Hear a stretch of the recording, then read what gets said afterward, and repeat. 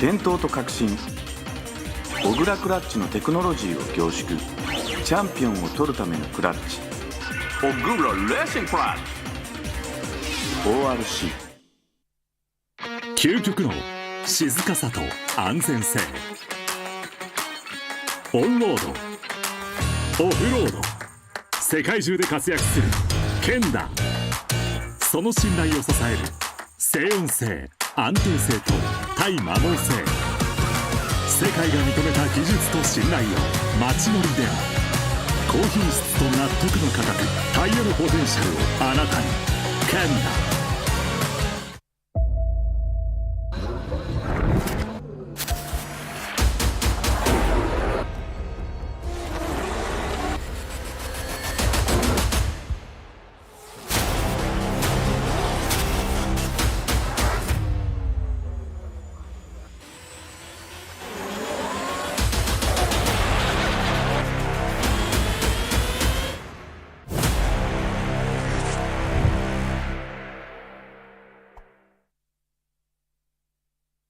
What's up guys, it's Frederick Ospo and I use RSR suspension on all my drift cars. I love RSR. Iyo RSR Ichiban.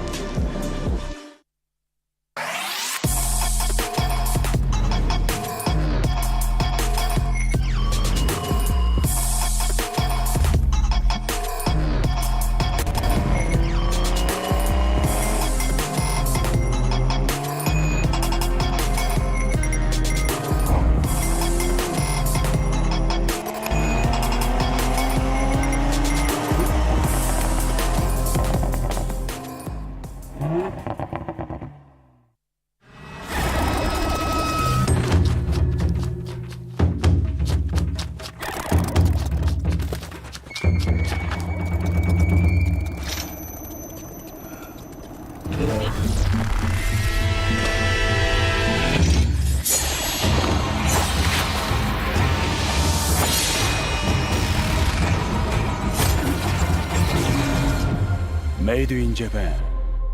Breed.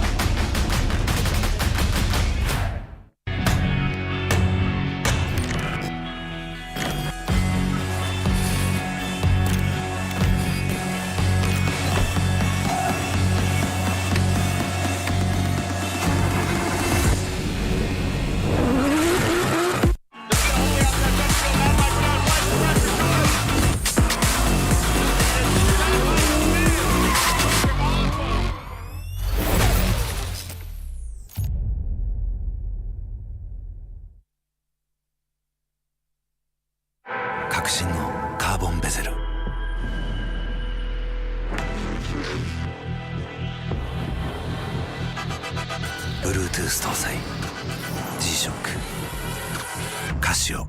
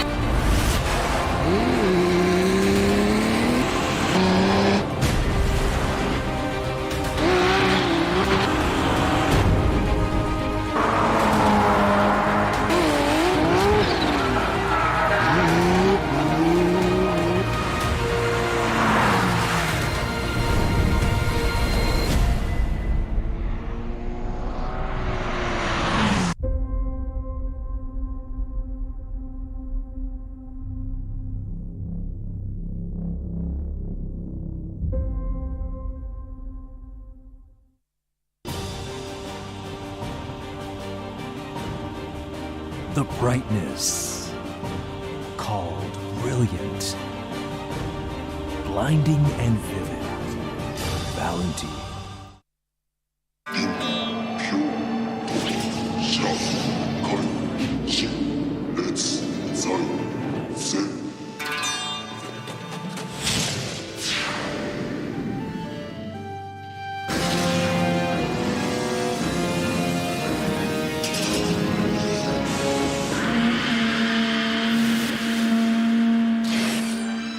Ultimate lubricant. Mortis. 伝統と革新、小倉クラッチのテクノロジーを凝縮、チャンピオンを取るためのクラッチ、小倉レーシングクラッチ ORC。 究極の静かさと安全性、オンロード、オフロード、世界中で活躍するケンダ、その信頼を支える静音性、安定性と対摩耗性、世界が認めた技術と信頼を街乗りである高品質と納得の価格、タイヤのポテンシャルをあなたに。ケンダ。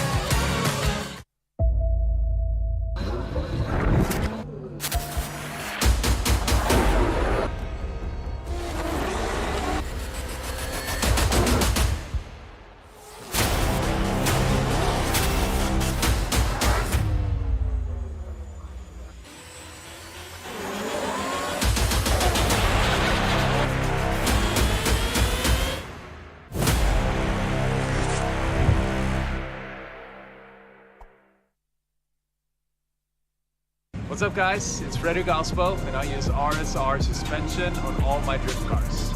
I love RSR. Iyo RSR Ichiban.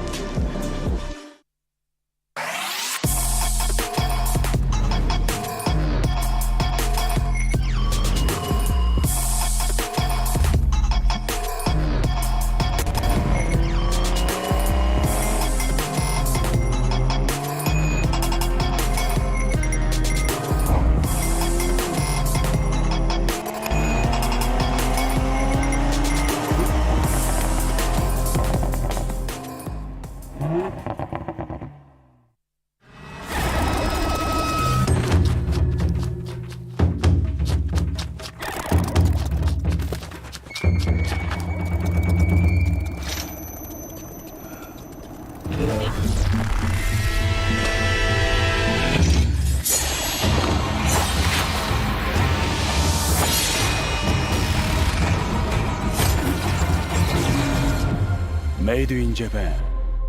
Breed.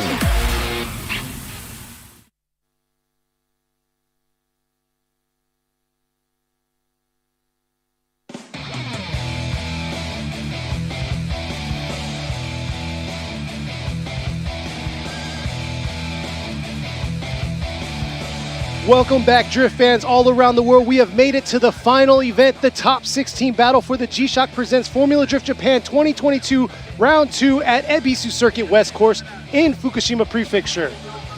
Thanks for joining back with us. Just took a quick break after the top 32. A lot of intense bot battles.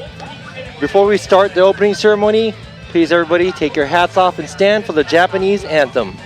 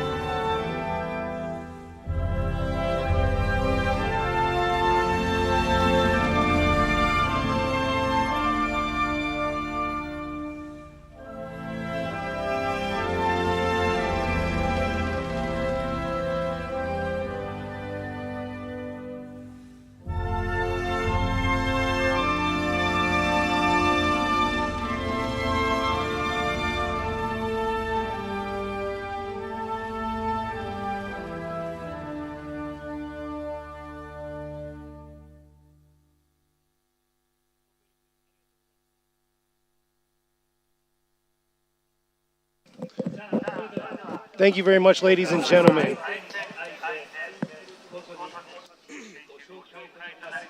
All right, so let's go straight into the driver's intro from all the way to the left. He is back into the Formula Drift Japan Series, ex-FDUSA champion, driving the Trail Motor Apex Racing TMAR GR86, qualifying first. Yesterday's qualify, Daigo Saito. Going against him is going to be... Going against him here at his home track, here at Ebisu. Actually, an Ebisu employee. Curious if he got the day off or not, but here he is working hard in the Linglong Tire Drift, Team Orange, JZX 100 Chaser, number 57, Kanta.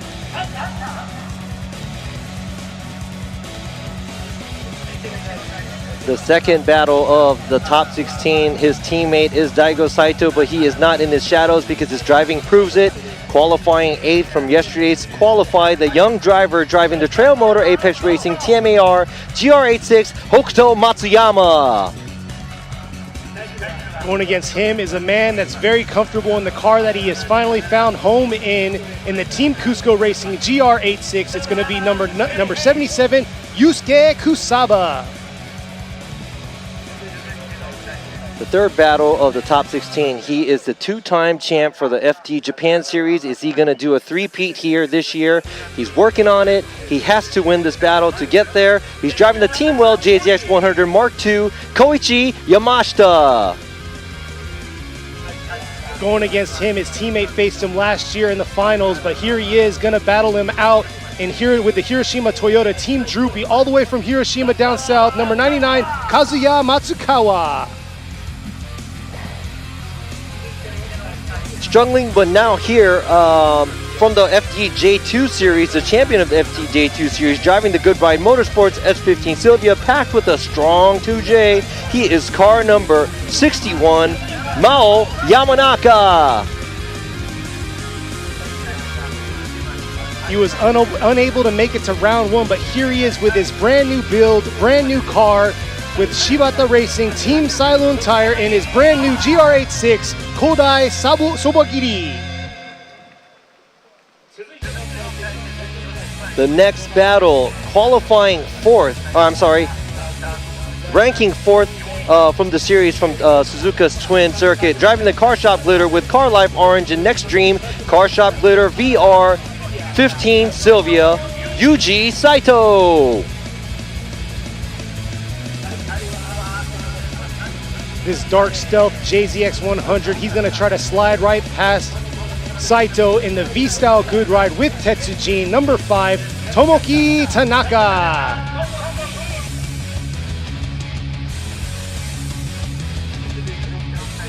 This man is well known in the drifting industry, also working at Ebisu Circuit, but an expert at drifting, driving the Atlas Tire Drift Team Fukushima 370Z Z34, car number 311, Naoto Suenaga. And for well known, this man right here battling him is globally known. Finally able to get out after about 3 years, coming out of New Zealand in the Red Bull with Team Magic Toyo Tire Drift, FDRX7, number 123, Mad Mike Woodette.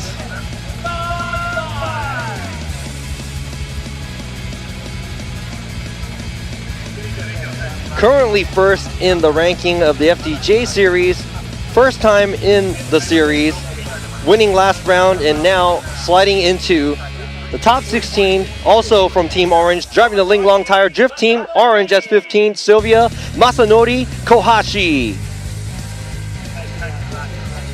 Going against him in the vacancies with Team Weld, mean-looking cockpit Kobe 180SX number 58, Kazuhiro Kubo.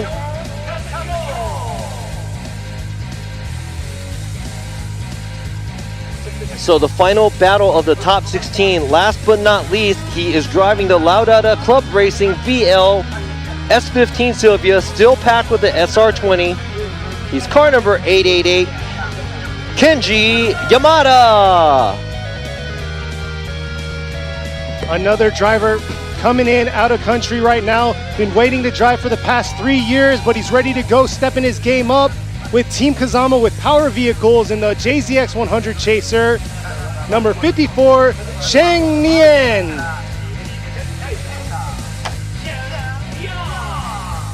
And happy Father's Day to all these drivers, if they're a father. I'm pretty sure everybody has a father because they're here. But let's go ahead and see what they got to show us for the top 16. I'm looking forward to some close battles. Exactly, and look at the different blend of cars you have here, the different spread. Yes, we have a lot of GR86s that's proven their point of how well built those cars are, but yes, definitely a huge blend. I'm ready to see these battles to get started. So let's see these drivers get back in their car, and I want to see some... You know what, we have every single engine out here. We have SR20s, we have 2Js, we have a 4-rotor over here. We got a VR38. A few VR38s, and we have a 2GR or 1GR, and yeah, that's a lot of different engines. Everything but a V8. That's true, you're right. But looks like the drivers are getting back in their cars, and we're going to get these tandem battles started. Here you go, right here's the list. This was the top 32 list that we had, which dwindled down to it's supposed to be top 16, So yeah. this is the top 16 list. Here's the first 8 right here. And here is our second 8, the right side of our bracket.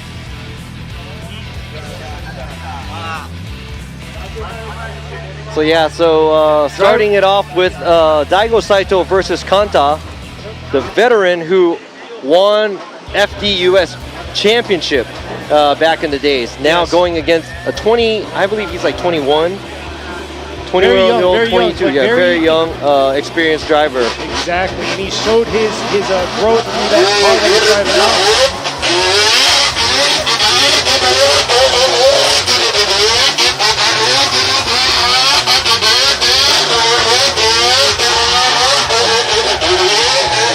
There you go, there goes Mad Mike. You know what, he's always putting on a show here for all the Japanese fans and also for the fans all over the world. And I am pretty sure that all these drivers will be showing you what they have. Very excited to see what's going to happen and who's going to be standing on top at the end of today. Yes, what a show right there. But yes, looking at the track layout this time, if you haven't followed us through the qualifying events from yesterday or top 32 from this morning, the layout's a little different. You see on the left-hand side, bottom left-hand side, they extended the track about 8 to 10 feet. So hands down to the Ebisu circuit guys. Got these lines painted back up after the top 32. So you can see right there, we're fresh and ready, locked and loaded for this top 30 or top 16 battle that's going to go down. And here you go. These are the ladies that are supporting the season. Those were the Motor Games girls and some of the other girls that are the Umbrella girls. For I think Ling Long Tire, we got Toyo Tire. Let me go ahead and go through the list of our sponsors and supporters for the series, making it happen other than you guys watching. But let's go ahead, go through the list.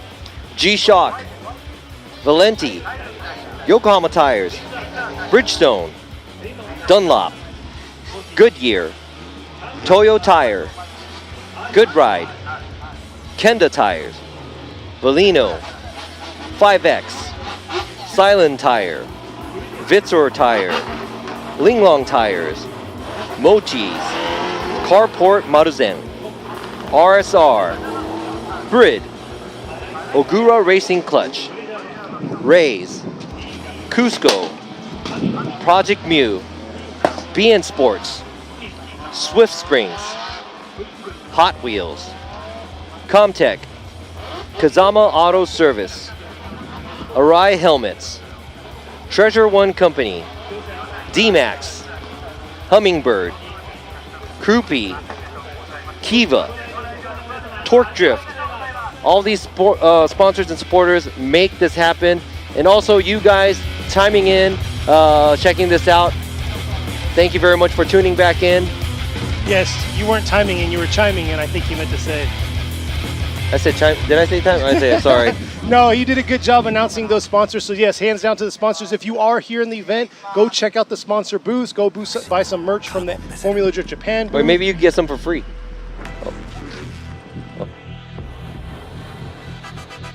Bluetooth 搭載 G-SHOCK カシオ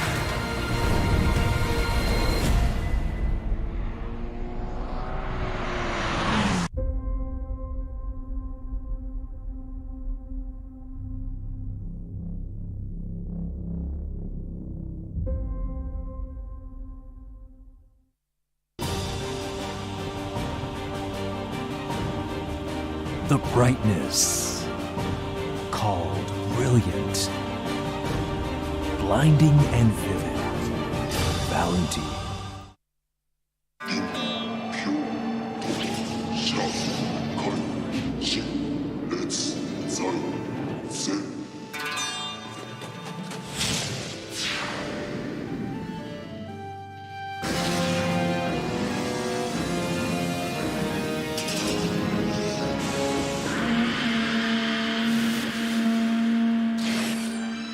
Ultimate lubricant. Mortis. 伝統と革新、小倉クラッチのテクノロジーを凝縮、チャンピオンを取るためのクラッチ、小倉レーシングクラッチ ORC。 究極の静かさと安全性、オンロード、オフロード、世界中で活躍するケンダ、その信頼を支える静音性、安定性と対摩耗性、世界が認めた技術と信頼を街乗りである。高品質と納得の価格、タイヤのポテンシャルをあなたに。ケンダ。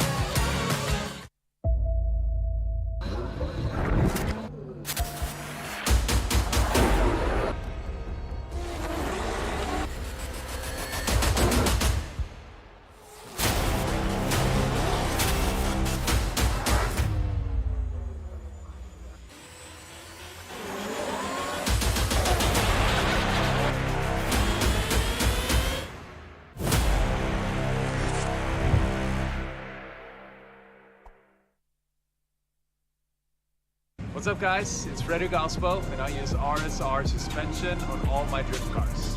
I love RSR. Iyo RSR Ichiban.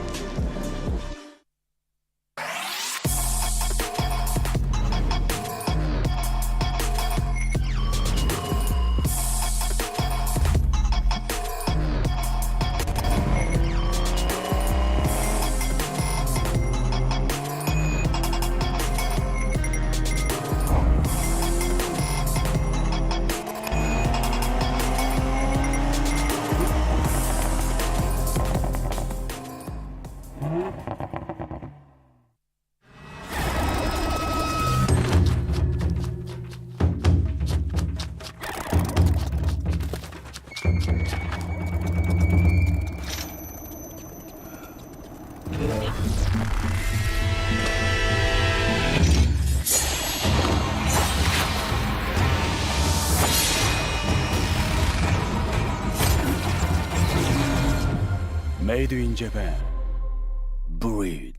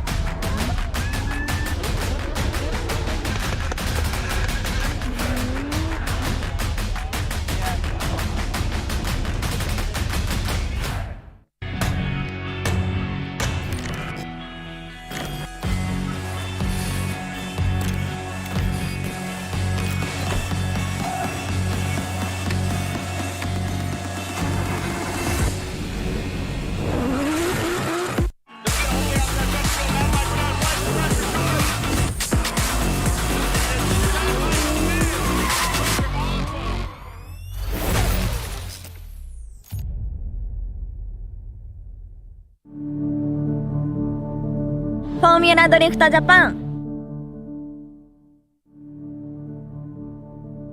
Formula Drift Japan.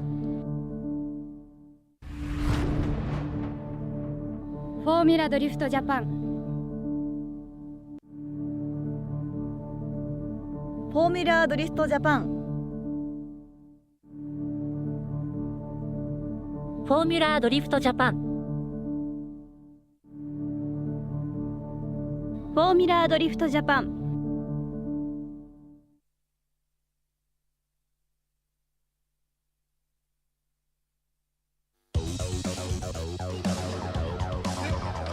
And just like that, we're back. Thank you all for waiting for us. Here we are back at the G-Shock Presents Formula Drift Japan 2022 season round 2 here at Ebisu Circuit West Course in the Fukushima Prefecture.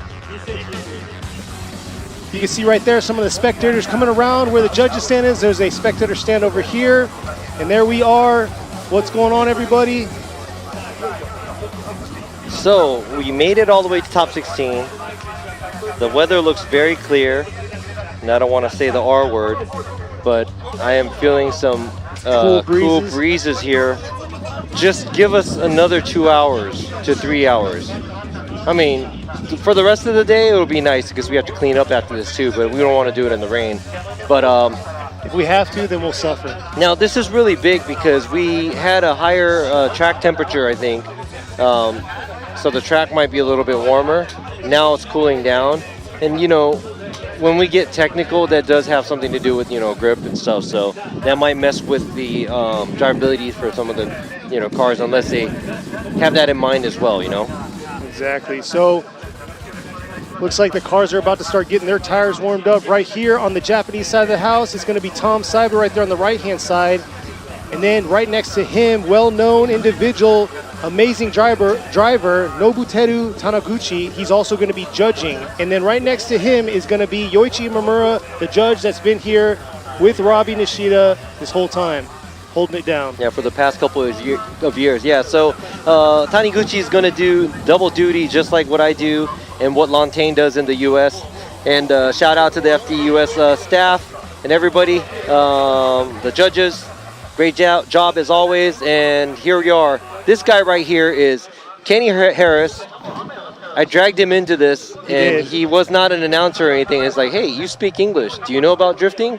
Come on, join us. And Exactly. he got tricked into this. No, it's not. It's been a blessing. It's been amazing. I can't, hands down, the Formula Drift Japan staff, amazing family to come out to and hang out with and make things happen. But I couldn't do this without Robbie Nishida. He knows everything. Y'all know out there. I've seen the comments. This man is a legend in the sport and forever will be. He was judging in the States a week ago, so this man's busy doing it all, speaking English. Well, I mean, according to some people, I don't know how to judge either, so I'm cool with that. Well, I try my best. You got to be kind of not great on everything, so I guess that area is okay.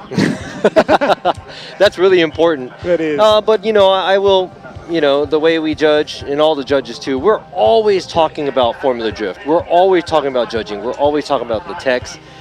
It's kind of annoying because it eats into our personal time. Like, I remember I was in Jersey last weekend. All we did was talk about judging and judging and judging.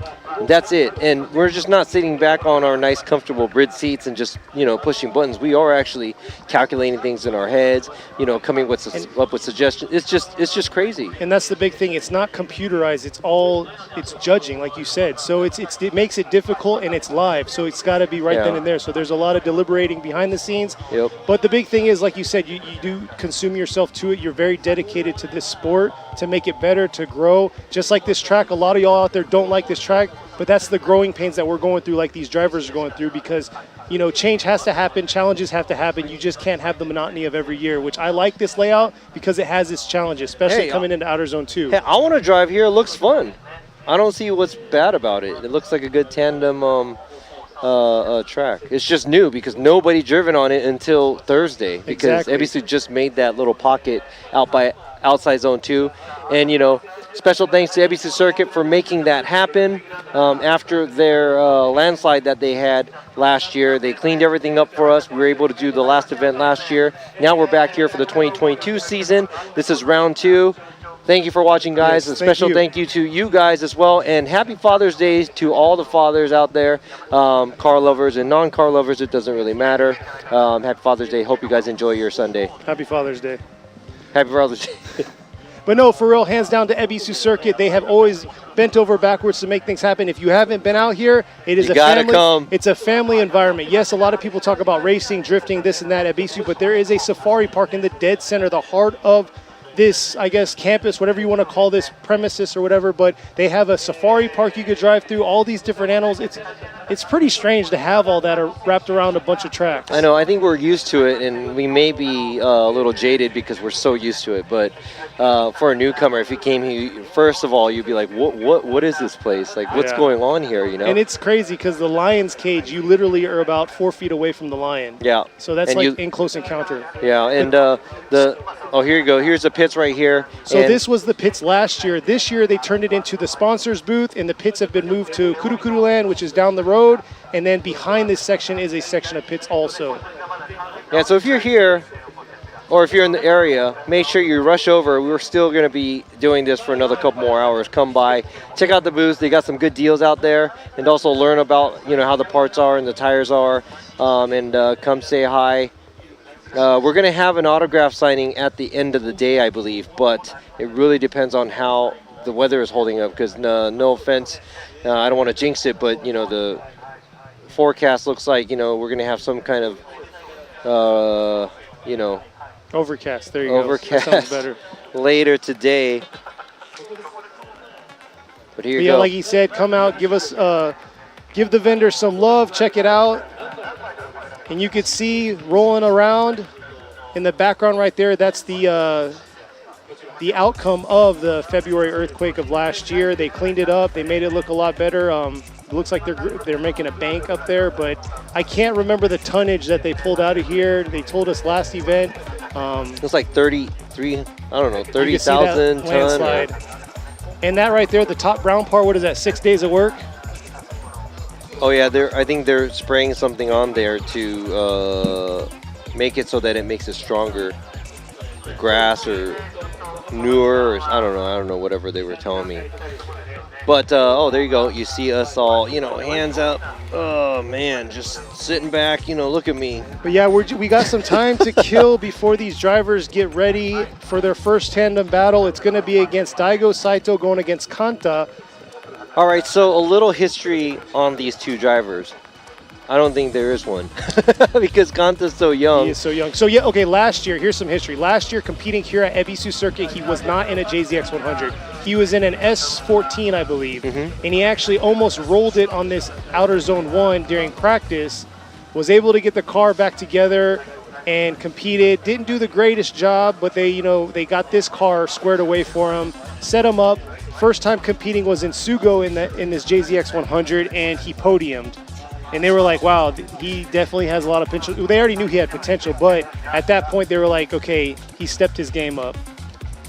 And then Daigo Saito, just go on the internet and look him up. I mean, he's got enough history with driving, but this is a phenomenal driver. He got first place for qualifying. He showed all the drivers that this course is possible to make it look very amazing. So definitely a phenomenal driver. His setup at his pits is phenomenal. Go check it out. I know you can't check it out, but check out his Instagram and stuff like that. Yeah, the TMAR crew is rolling deep. And also, the driver, Daigo Saito, is an ex-FD USA champion. And I mean, I heard he's trying to make his way back to the States to compete as well. So maybe you'll see him in the 2023 season. But first off, he is here back in FD Japan. And like he said he never won an event in FD Japan, so I think he's going to want that extra carbon added to his collection. Looks like they're getting ready to line up. So Robbie, how was it giving Daigo the qualifying #1 trophy? I know you guys got some history. You guys. Yeah, I've known him since he wasn't a pro driver. So I known him since he was just a guy who liked drifting, and I met him at the track or wherever it was. But consider him as a good friend, and he's very, very dedicated. And being able to give him a trophy, it was a weird feeling. It was. Yeah, it was weird because it was like, used to drive together, used to be teammates, really know him, and I talk to him every once in a while as well. But giving him a trophy was kind of different, I would say.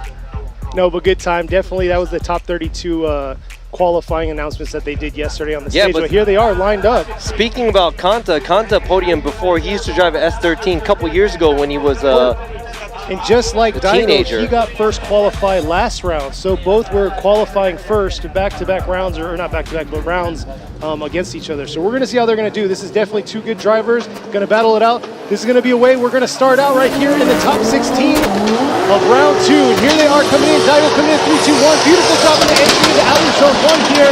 And look at that Kanta right there, closing in that proximity, dialing it in right here through outer zone 2. And right there to his door, switching back, coming through that touch and go. Man. Wow, that was a good battle that we just saw. The first half was amazing. Daigo Saito placing his car everywhere he needs to be.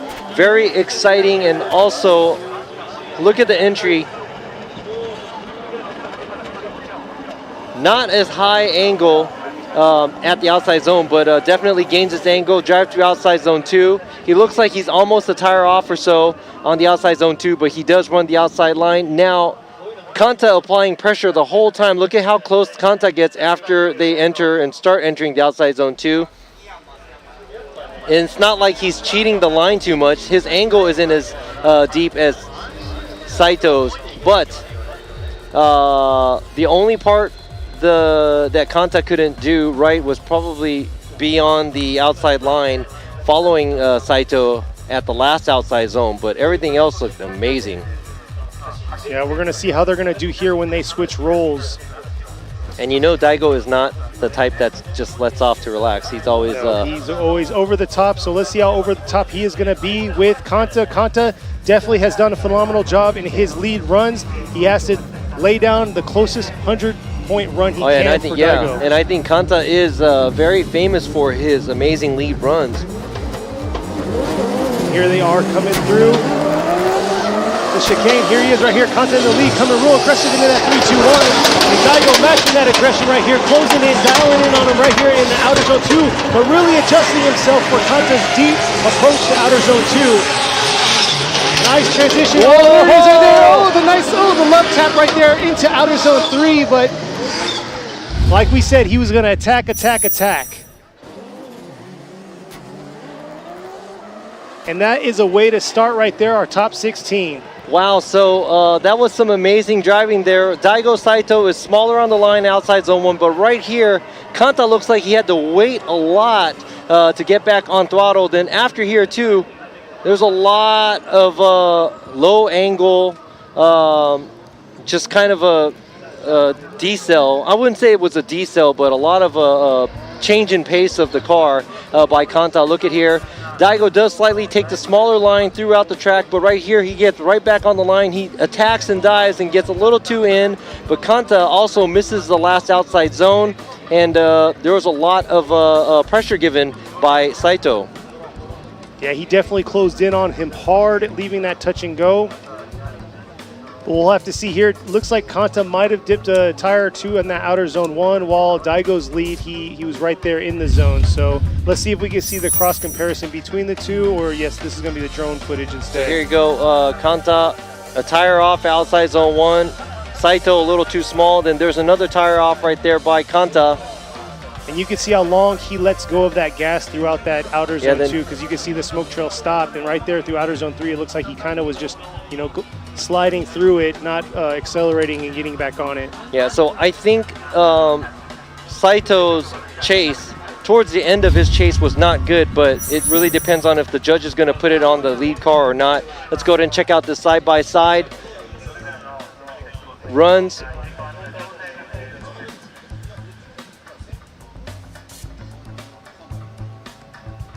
Daigo definitely a lot more aggressive coming through outer zone 2 in the chase position. Kanta kind of had that safe distance throughout the track with him. But they both had their fair share. Here you go, Imamura wants it one more time. Taniguchi is gonna go with it one more time. And Nishida is gonna go with Saito. So we'll get his thoughts here shortly. But yeah, so it looks like we're gonna have a one more time battle starting off in our top 16 between Daigo Saito and Kanta. But moving on to our next battle, they're already lined up, ready to go, make things happen. It's gonna be Hokuto Matsuyama, and he's going to be going against Yusuke Kusaba, and both GR86s, both 2J powered. Yeah, so the one more time comes from Daigo diving in a little bit too much outside zone 2 as a chase car, and the lead car, as a lead car, Kanta being a little bit too less aggressive on the last outside zone. That's a wash for them, and they went with the one more time, but it was a very close call, so they will go one more time. Let's go ahead and see what's going to happen for the second battle. Yes, this is going to be very interesting. Matsuyama qualified 8th, while Kusaba qualified 9th. So they both have about the same run going on through this track. So we'll see how they're going to pan out. Here it is, Kusaba in the chase. Matsuyama coming up in the lead right here through the 3-2-1. Real aggressive through that 3-2-1. Kusaba dipping a few tires through outer zone 1 there. Let's see if he can collect himself and close this proximity to Matsuyama. But looks like Matsuyama is just being a little too aggressive through this track and making it happen, while Kusaba just could not gain on him. Man, Matsuyama came in with a lot of aggression, and he kept it on the track. That was a really, really good lead. I wish he used the angle a little bit more to slow down at outside zone 2. Well, he actually did. That was really good. That was really good right there. Yeah, that was really good. And Kusaba is nowhere near Matsuyama. He got left, and that's just... And just like you said, he didn't pause. He got right on it. Right at the start of outer zone 2, he got right on it, which that carried him. Look at this smooth arc. And the smoke trail just doesn't stop. A good amount of angle, good line. Man, if he did that at qualify, that would have been like mid-90s, easy. It would have made his teammate very competitive at that point. But we'll see here. Kusaba is going to be in the lead. Anything can happen here, while Matsuyama is going to be in the chase. Matsuyama's with the Trail Motor Apex Racing team, brand new GR86 build, and then you got Kusaba in his brand new Team Cusco Racing 86.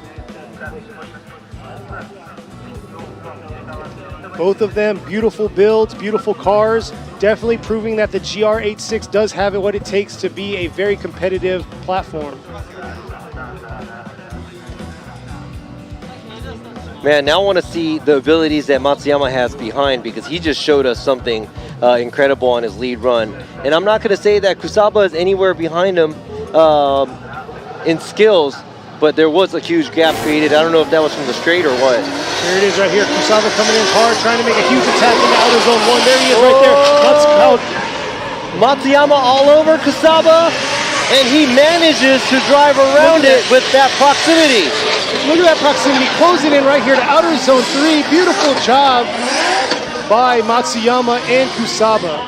All right, I don't like the way the last end of the track was handled by both the drivers because Matsuyama did take a smaller line, but other than that, that was amazing. This is what we wanted to see. Kusaba running the outside line, very clean, but at the same time, Matsuyama right there, not letting him go. Matsuyama is exactly on the same line and angle as the car that he's chasing. And right here, Kusaba makes it all the way out. And yes, I know Matsuyama took a smaller line, but other than that part, I don't see any mistakes by both of these drivers. You can see both their acceleration points too, right spot on. Look at that, right with one another, in sync. Coming back, switching back to this touch and go, letting go, and then right there, once again, getting right back on it through outer zone 3. See, I think Matsuyama wanted to prove a point saying, hey, we got the similar cars, it looks the same, but hey man, I'm good too. There you go. Hokuto Matsuyama is gonna get the win, and he is moving on to the grade 8. So we will see here, that's our first one going on to the grade 8. Wow, so that was a really good run by Kusaba, but I wish Kusaba was a lot closer when he was giving chase, and maybe he didn't anticipate how fast Matsuyama was. Better luck for him next time, but he made it top 16. Hopefully he's back because he looks really comfortable with that GR86 that's built by Cusco. Next up, going down the bracket right now is gonna be the champ himself, two-time champ, Koichi Yamashita. He won Ebisu last year. He'll be going against Matsukawa. Kazuya Matsukawa, his teammate Ishikawa, actually went against Yamashita in the finals last year here at Ebisu. Let's see how they're going to go. Yamashita coming in real hot in the Ebisu one. Nice job, but look at that. Matsukawa closing in. He needs to dial in here. Oh, looks like Yamashita's kind of losing him a little here through the touch and go into outer zone 3. Matsukawa trying to make it, playing a little bit of catch up there to the end, but unable to. Man, another amazing lead run done by Yamashita. Great job by the lead car. Let's go ahead and check out the replay. Yamashita, a lot of aggression when he throws the car into the track, going to the outside zone 1, clears outside zone 1. Really nice line, gives it good enough angle, drives around outside zone 2. And it looks like Matsukawa had to leave outside zone 2 and the touch and go hanging a little bit because there was a gap created because it looked like he washed out a little bit outside zone 2. So he had to play a little bit of catch up. So he did have to run a smaller line. And yes, Yamashita didn't fill or go all the way out to the outside of the touch and go. But other than that, I would like to see what happens when they switch places. Man, this top 16 is turning out to be super exciting. It is, it is. I mean, top 32 was really exciting. We had a lot of one more time battles, but here it is, dwindling it down to who is the best here at the new layout of round 2 at Ebisu Circuit. Yeah, you know, and at the end, you know, there's a lot of likes and dislikes, but hey, you know what? It's a car, it's drifting, and pretty much we're sharing the same judging style and rules. So whoever does the best, you know, comes on top. So this time around, we have Matsukawa is going to be in the lead with Yamashita in the chase position. So what panned out last year, Yamashita was coming in the lead position, coming around outer zone 1, came in an inside clip, but got tapped and then started spinning out, and Ishikawa T-boned pretty much ended the round because he took out his car and Yamashita himself. So there are coming in. Matsukawa coming in, got to bring some heat this time because he just got left. Nice mimic by Yamashita coming through. Here they are coming into outer zone. Ooh, looks like he did quite a bit of tires there for Matsukawa. And look at that, Yamashita not giving any room for him to breathe. Beautiful job on that chase by Yamashita. You know what? Yamashita didn't even have to go there. You know what I'm saying? When he passed outside zone 2, and I'm pretty sure he doesn't know that, but it looked like Matsukawa did dip a couple too many tires out on the outside zone 2. Right there, 2 tires off. Yamashita, same thing, but he's just trying to mimic the lead car. And right there at the outside zone 2, I'm going to have to check the replay to see if he is dipping tires or not. But I think we all kind of get what is going on track. And here we go, the judges. There you go. Imamura going with Yamashita, Taniguchi Yamashita, and Nishida. Koichi Yamashita gets the win and will be moving on to the Great 8. So going for the three-peat, Yamashita has to beat all these guys and come on top to get himself back into the championship race and I for must the say, 22 season. He looks ready. I mean, that chase that he just did was Confidence, very nice, very confident. Accurate. Yep. That was a very beautiful chase. And it looks like we're going to go ahead and press on before we get to the one more time battle between Saito and Kanta. We're going to be moving on to Kodai Sobagiri going against Mao Yamanaka. Yamanaka has already, I think he's gone probably 6 times now with all his one more times he had in the top 32. He got enough practice, right? Exactly. So he got a little bit more practice in than most of these other drivers. But here we are. Yamanaka is going to be in the lead position while Sobagiri in his brand new GR86 is going to be in the chase position. This is actually Yamanaka's new build he has for this year. Debuted it at round 1, and here he is coming through the chicane, ripping into the 3-2-1. Real aggressive here, carrying it all the way out, right on the shallow edge of it. But look at Sobagiri trying to hold on to it, keep that close proximity, closing in on his line. Yamanaka not able to carry it all the way through outer zone 2. And Sobagiri taking a little shallow line there to keep that close proximity to him through the finish. Yeah, overall looks like Sobagiri is fighting the car to keep it in angle and try to take the outside line to try to mimic Yamanaka's run. But here we go, Yamanaka doesn't clear outside zone 1 from the beginning, but does a really good job around going into outside zone 2, leaves outside zone 2 a little early, and Sobagiri has to take a smaller line throughout the track just to keep up to give pressure to Yamanaka. So now we're going to have to see what happens when Sobagiri leads and Yamanaka gives chase. Right there, Sobagiri had to lose a lot of angle and correct himself to try to keep himself still in the battle, for the fight for the battle. There you go. And actually, Sobagiri's GR86 is powered by an NA2J block. So for those of you in the US with all those NA2J blocks out there. Well, NA2J head and block, so engine, yep. So the possibilities are there. Obviously it's built, you know, probably had everything done. All the internals are probably buffed. But here they are swapping their roles here. Sobagiri is going to be in the lead position this time, while Yamanaka is going to be in the chase. Yeah, so I believe Sobagiri has never really driven this car so much. Maybe never, but I think he was able to test it once or twice maybe, because I think the car wasn't built until very recently. So this may be like a shakedown round for him too, but making it all the way to top 16, very impressive. Now let's see what he's going to do in front of Yamanaka. Very excited to see how he's going to enter here. Coming into, it looks like we got a full pylon touch. There you go, pylon touch. As Robbie Jinx is saying, oh, it's probably not going to happen in top 16. What? I quote unquote, he said that in top 32. I don't remember that. I know you don't. So it's those of you who want to see if I really said that or not, go ahead and go check out the YouTube live stream that we have from top 32. Exactly. Or you could check out last year's top 32. You can see the old track layout and compare it to this new track layout where it's all sweepers wrapping around, no inside clip.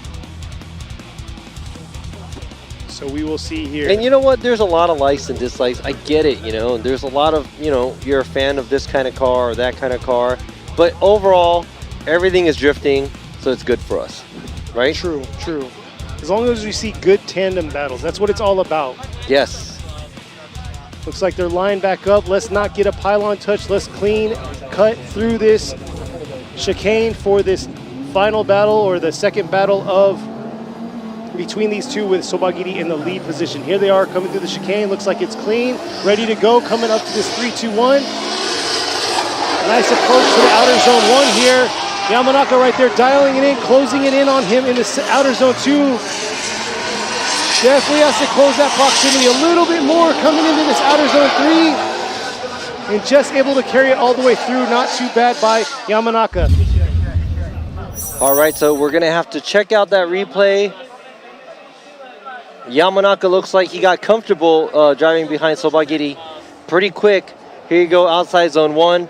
Sobagiri doesn't get too close to outside zone 1, but he does a good job at outside zone 2, but kind of leaves outside zone 2 similar way Yamanaka did.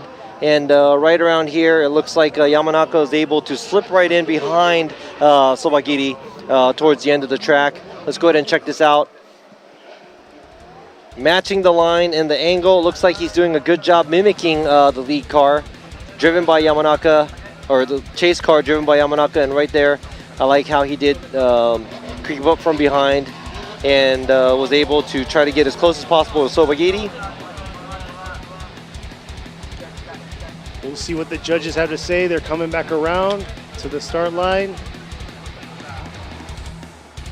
Imamura's going to go with Yamanaka. Taniguchi's going to go with Yamanaka, and it looks like Nishida is going to go to Yamanaka. So Mao Yamanaka gets a sweep and gets all the judges' votes to move on to the Grade 8. Beautiful job by the FDJ2 winner of the first season ever of FDJ2.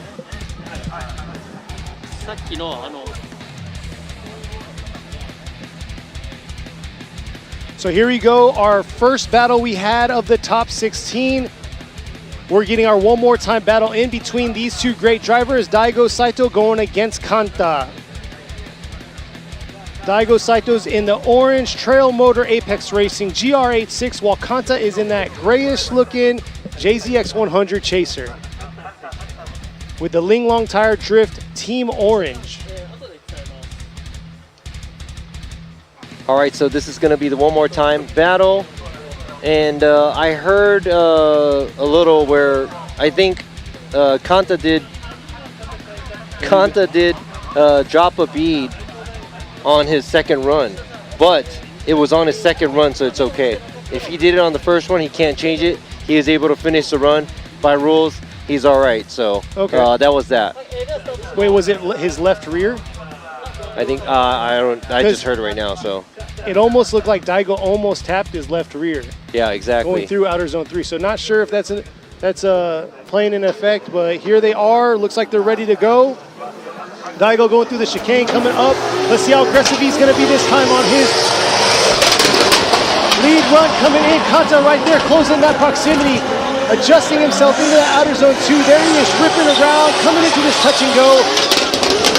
What a tandem battle going on right now between these two. And that is the reason why we had a one more time battle between these two drivers.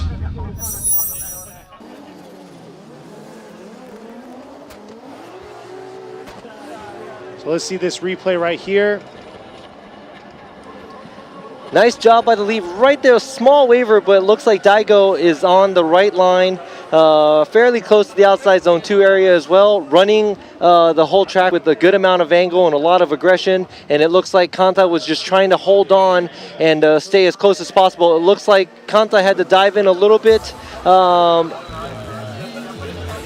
Very close on line, I would say, by both of the drivers, but he had trouble catching up to Daigo Saito at the end of the track. But I would have to say overall, pretty close. So we're going to have to see what's going to happen when Saito gives chase to Kanta, when Kanta's leading. And earlier, I believe Kanta dropped, he debeated. I don't even know. I think because maybe in the mid-track, after he was leaving the outside zone 2, it looked like Kanta had a weird movement towards the last outside zone, but he had already debeated there. So, but since it was on the second run, that's that. So it's all a wash. Now they're back. Here they are. Amazing driving by Daigo Saito and Kanta. Here it is. Kanta is now in the lead spot while we have, looks like he might have jumped the line. Wow, you know what? We really don't get so much I know this week we've got jumping lights, and this is the third one we had. Usually we have more pylon touches. We have more jumping the light than pylon touches today. I know. So as they get back to the line, just to tune in, FDJ2 is going to be here next weekend. So if you're in the area, come out, check out the FDJ2 drivers that are fighting for a spot in the Pro Series, and check out the new drivers that we're going to have. But yes, definitely a cool fleet of cars that come out for FDJ2. We will have a live session. It's a little different though, because Robbie will be doing a Japanese/English commentating. Yeah, so if you want to hear me stumble all over my words in Japanese and English, please tune in. But if you don't want to hear that, just mute us out, and you could go ahead and enjoy the exciting driving that we have from the street style cars, and the semi-professional drivers. But here's the pros right here. Kanta coming in, real aggressive. Look at that hard aggressive approaching 3, 2, 1. And there you go. Daigo's going to dial it in, and there he is trying to close that proximity. Kanta making a small adjustment into the outer zone 2. And man, look at this driving right now we have in front of you between these two amazing drivers. Wow, that was cool because Daigo took a different approach and matched the line right there when he was crossing over to get to Kanta at the outside zone 1. And I would have to say Kanta did a very good job on outside zone 1. Dips the tire. Daigo Saito chases the same line, but look at Kanta does not fill outside zone 2. A little far away. Both of the drivers does a good job afterwards as well. I think what happened was Kanta washed out a little bit too much. He tried to fix his line and he went in a little too much where it was just enough for him to miss outside zone 2.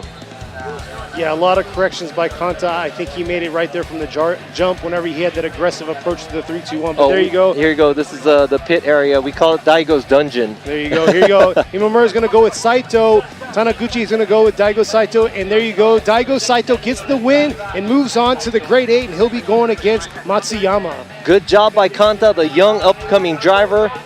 He's second place. So now Daigo is going further than Kanta.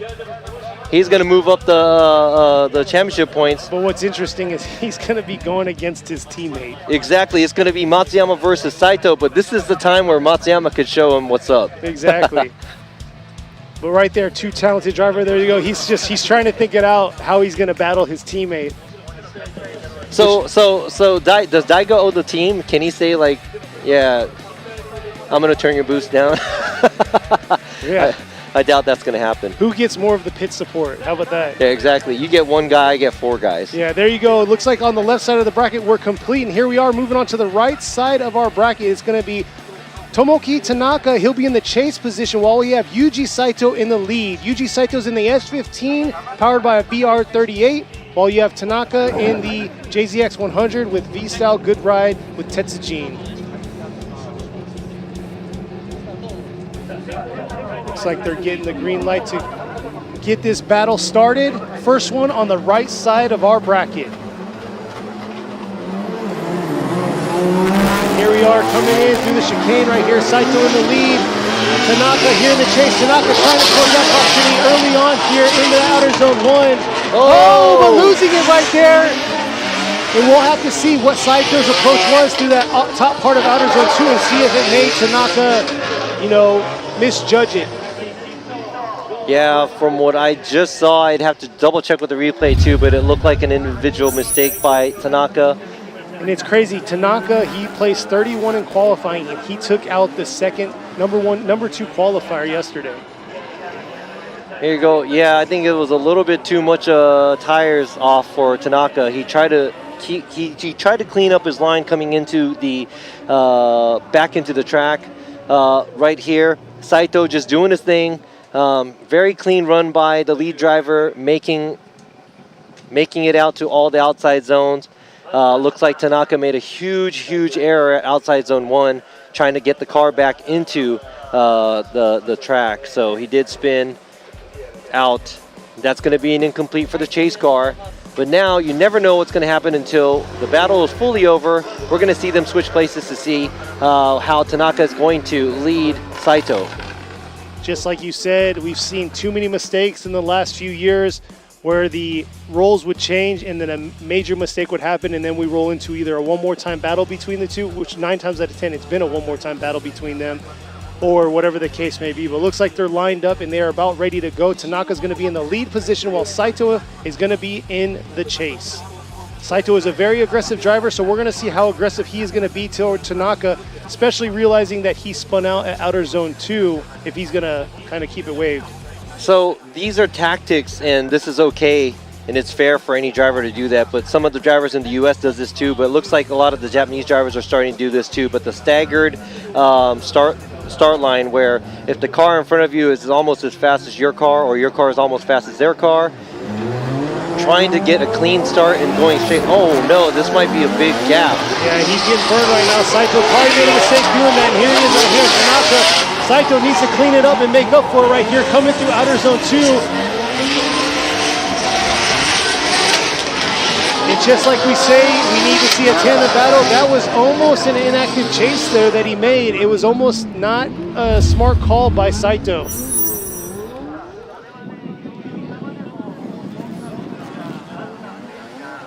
So we'll see here.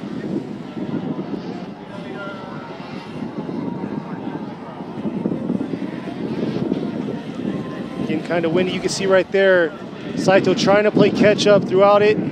Still ran a decent line for the chase, but just definitely played it the wrong card in the start, being in that stagger look like Robbie was just talking about. So we'll see here.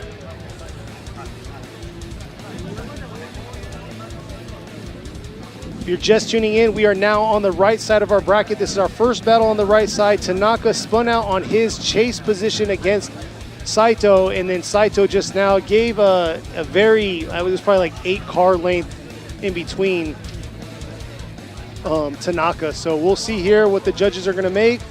Saito's in the VR powered S15, while you have Tanaka in the JZX 100 Chaser. Hey, you know what? I think we're going to have to agree on that, but that was an inactive chase because that was a lot of waiting at the line. You're not supposed to do that. Pretty much, just because you have the advantage, that doesn't mean that you could hold back. I mean, that was very safe. Not trying to chase a car down and trying to tandem is not right. So we're going to have to compare the lead to lead now because both chases are incomplete. So here we go, the lead to lead. Coming around, Saito not bad, both not bad in that outer zone. Tanaka dipping a tire there through that touch and go, but was real deep in that outer zone 2. So filled all of outer zone 2, but dipped a little bit into that touch and go. It's gonna be a tough call. We'll see. Saito definitely made a huge rookie mistake there, being very inactive on his chase position. All right, so that was a very close lead run by both drivers, and there's probably microscopic differences in that, and you guys might even guess it, but I'm pretty sure it's going to go one way right now because of the inactive chase and Tanaka spinning out. There you are right there, one more time by all 3 judges, so we are going to see this battle once again. Until then, we are going to go ahead and press on to our next battle. Looks like they're lined up, ready to go. It's going to be with the Altus Tire Drift, Team Fukushima. In the 370Z, it's going to be Naoto Suenaga, and he'll be going against, many of y'all know him, coming from New Zealand in the Red Bull with Team Magic Toyo Tire Drift, number 123, Mad Mike Woodette. So Suenaga, super experienced driver and a very, very professional chaser. Looks like we got a flag. Oh, it's a pylon touch. And Mad Mike Woodette with a broken arm, still in the cockpit of that crazy FD. Yeah, making it happen.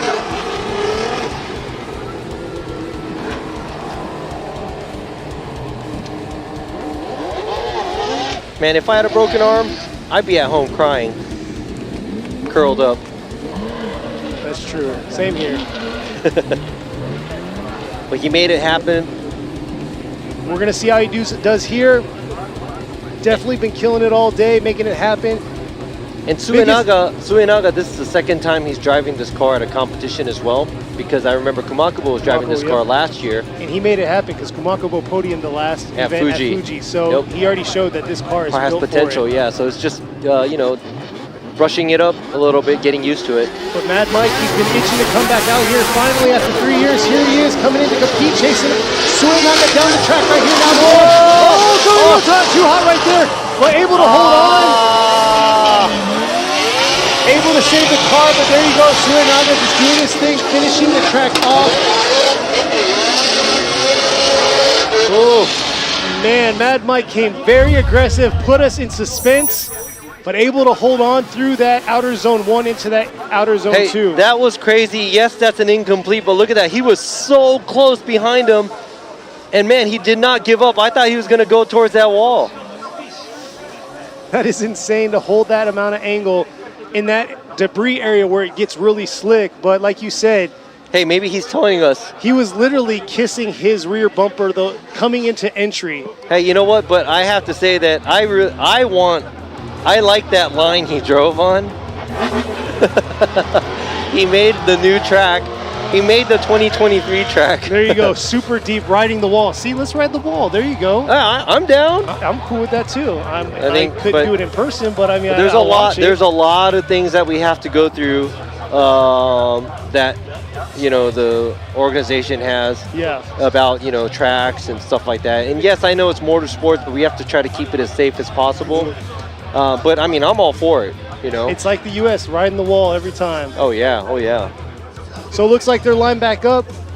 Mad Mike's going to be in the lead position this time, while Suenaga is going to be in the chase. I think he's going to show us a killer lead run, or he's going to show us a killer lead run on his line.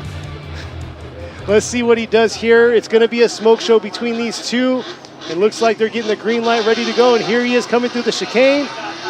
Mad Mike, after 3 years, coming back out, making this 4-rotor screen. What? And he is giving Suenaga a tough time to see anything in this smoke show that he's given. Coming into outer zone 3, real deep in outer zone 3, but barely hanging on into the finish. And all the dust all over the spectators and over there. He's making the spectators part of the show. But hey, that's the thing. He's out here to give a show. He's out here for his people. He's out here for the spectators. And for you online people, I see you out there cheering for him. He loves being back. That's what he preached to myself and Robbie when we talked to him 2 days ago. He's just overall excited to be back in the game. So check this out. That's why they call this guy Mad Mike. That was an amazing, yes, within what we supposed to judge through the day, there's a lot of X's on what he done. But I would have to say, as a fellow driver and drifter too, that was a great run. That was amazing. Very exciting for the fans out there. Yes, we already know he came off track, all that stuff, but he kept it super exciting for us. That's what we're out here for the show. So let's see what the judges are going to finally finalize on this. But yes, Suenaga doing his thing, and here you go. Suenaga getting the first vote. Tanaguchi going to Suenaga. So Naoto Suenaga is going to get the win and move on to the grade 8, the first one on the right side of the bracket. Hey, but round of applause to Mad Mike Widet, all the way from New Zealand, made it back into FD Japan, finally. And also, he's banged up and bruised up. His body, his arm's broken, his shoulder's broken, but a great job, amazing performer. And drift expert. I'm looking forward to seeing him in the next few rounds again, coming back to compete. Exactly, hands down. But not only congratulations, but welcome back. It's good to see you. It's good to see the driving from outside of Japan. So. And you know what? Congratulations to Suenaga too, making it into the grade 8. And I see more for Suenaga. This is his home track, so we'll see how he's going to do for the rest of the time. But speaking of home track, here you go. Another one for the home track. It's going to be Kohashi here in the S15 going against Kubo.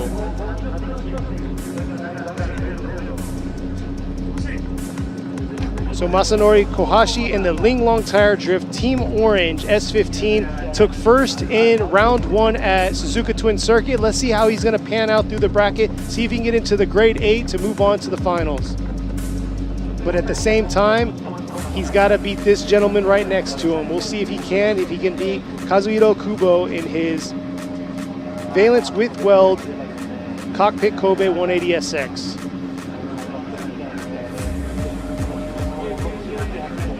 So leading the championship right now, Kohashi, he has to move on to the grade 8 because Kanta already is out. Daigo Saito made it to the grade 8, which is standing third right now. So, and Saito actually is fighting at it one more time because he's fourth.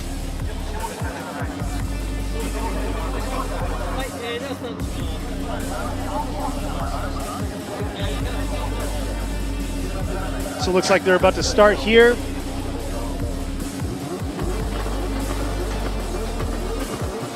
Yeah, so let's see what kind of exciting tandem we could see by these two gentlemen drivers.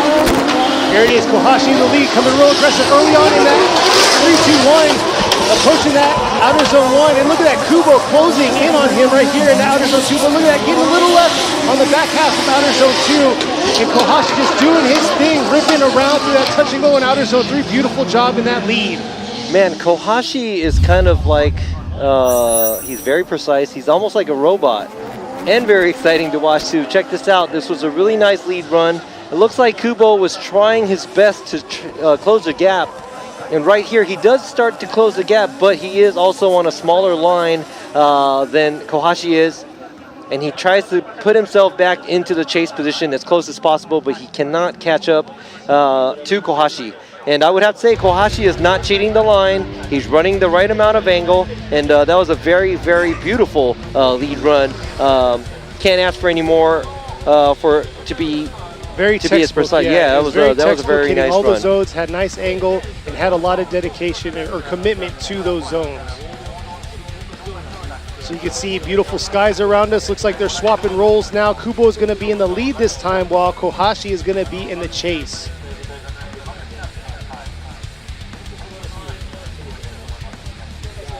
So yeah, overall has been a beautiful weekend for us of drifting.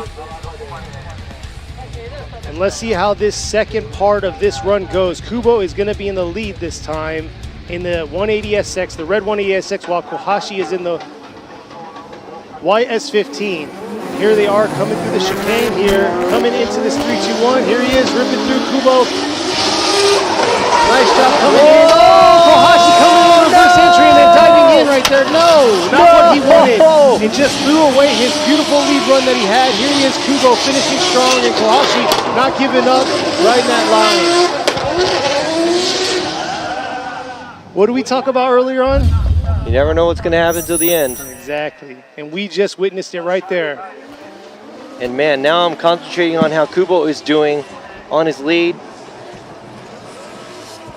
Shallow on the angle, outside zone. Man, things are not really looking good for Kohashi.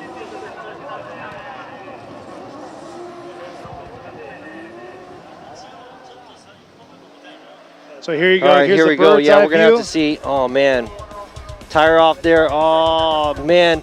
Oh, you know what? Yeah, he might have had 3 tires on that inside portion of that track, but they're trying to take a look at it right now. Definitely tough for him. He had a beautiful lead run, but you have to link him. You have to have a good lead and a good chase. He threw it in a little bit too much. I think he anticipated Kubo for doing something different, but Kubo wasn't flinging it as hard, and Kohashi did, and it looked like he over-rotated it. Man, now we're going to have to check out the replay, because from up top it looked like that was 3 tires off, and way too much on the inside by Kohashi. So here you go. Let's see the replay one more time. This is Kohashi's lead. A beautiful job. Hit all the zones. Nice. Look at that. Nice flick coming into outer zone 1. Right on that back line of outer zone 1. Starting early right there in outer zone 2, carrying it all the way through. But at the same time, Kubo didn't, he had a little distance between proximity, but he was trying to mimic everything that he could of Kohashi's run. But yes, very textbook, very nice, solid lead run by Kohashi, but you have to link them too. You have to do a good lead and do a good chase, because these judges do a lead to lead, chase to chase, cross comparison for the final call.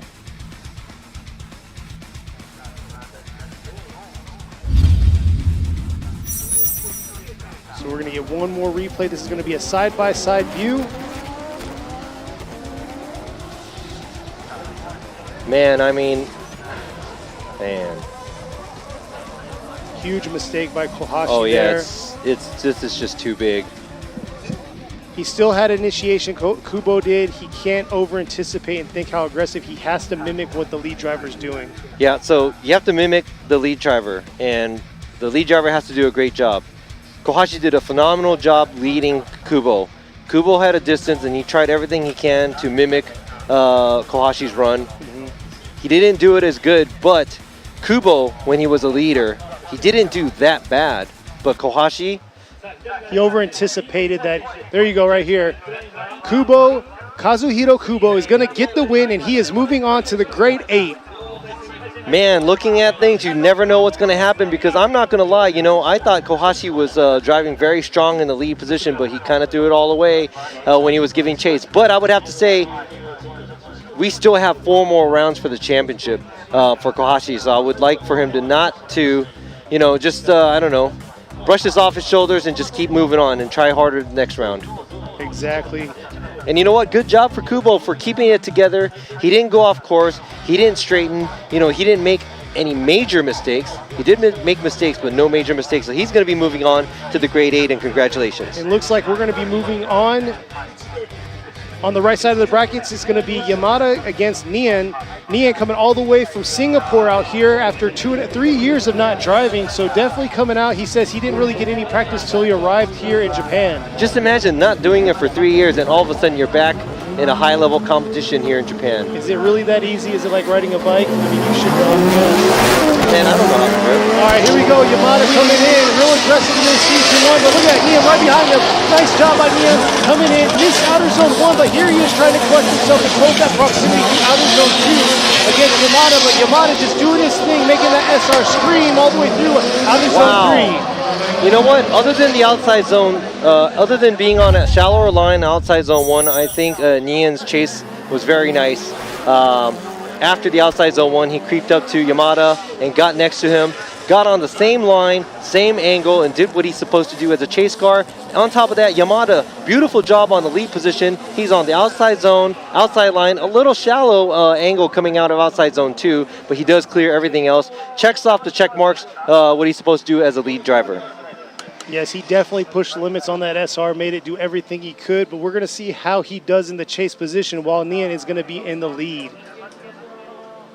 Man, I told you guys, top 16 battle is going to be really good. It is, because we still have another one more time battle up at the top of the right side of the bracket against Tanaka and Saito. Yeah, you know what? It was kind of a slow start yesterday with the qualifying. I ain't going to lie, I was a little, how could I say it? No, I'll say this. I wasn't Hands super... down to his wife. She spoke to him, and, you know, Robbie did apologize to me for not being as excited as I should be, you know? I had to kind of boost him up a little, even though he boosts me the whole entire time when I'm talking. Yeah, so Kenny slipped me some drugs. No, I'm really happy. I just gave you a Kiva energy drink. Yeah, there you go. But no, for real, I'll do that anytime. Robbie carries the weight of this team that we have here talking about these cars, but enough talking. I want to see some driving. So here it is. Nian's going to be in the lead position while you have Yamada in the chase.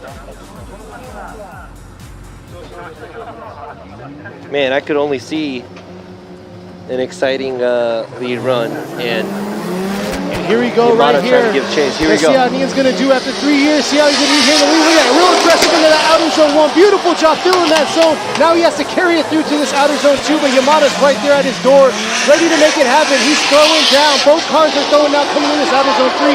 And beautiful job by both cars. And that's going to be a tough one for these judges to call, which that's what they like. That's what they're here for. And that's what y'all want to see. All right, so I am going to break this down. I think as the chase car, Yamada did a great job because he did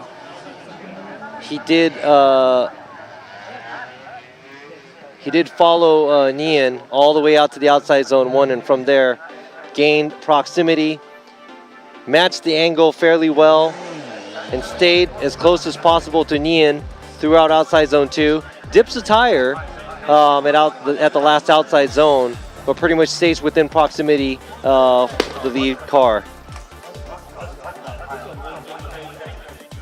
So we'll see here. You can see some of the spectators right there on top. Speaking of spectators, thank y'all out there for viewing in. This would be our last battle of the top 16 into our grade 8, but we will be going to another one more time battle at the top of the right side of the bracket. And here we go. Imamura's going to go with Yamamata. Taniguchi's going to go with Yamamata. Yamada. All right, so Yamada gets the win. Kenji Yamada is going to be moving on to the grade 8. Hey, and hands down to Nian. It's been 3 years. Happy Father's Day to him. And he is all the way back in Japan competing, and he did a great job. I think the only big difference that they had was he missed outside zone 1 as the chase car chasing down Yamada, and I think Yamada was able to do that a little bit better than Nian. So I just talked to the other judges, and they all agree with that. But congratulations to Yamada moving on to the grade 8, and great job by Nian. Hope to see you back soon in the series. I don't know if it's going to be the next round or not, but thank you for coming back, because that was some great runs that we saw from him. Exactly, did phenomenal driving, definitely on the attack. And here, next up, is going to be our one more time battle between Tanaka and Saito. Saito is going to be in the S15 leading, while we have Tanaka in the chase. There it is right here. Tanaka's got to be really aggressive here throughout this run. And there it is, Saito making things happen, giving a smoke show, riding all the way around outer zone 2. Beautiful job. And Tanaka just not really being, and washing out right there in outer zone 3. Yeah, Tanaka's chase got a little sloppy towards the end of the track. But it looks like Saito knows what he's doing, because he's just pretty much doing what he's supposed to do. Doing a good job as a lead car right here. Somewhat fills outside zone 1, very good. Fills outside zone 2, very good.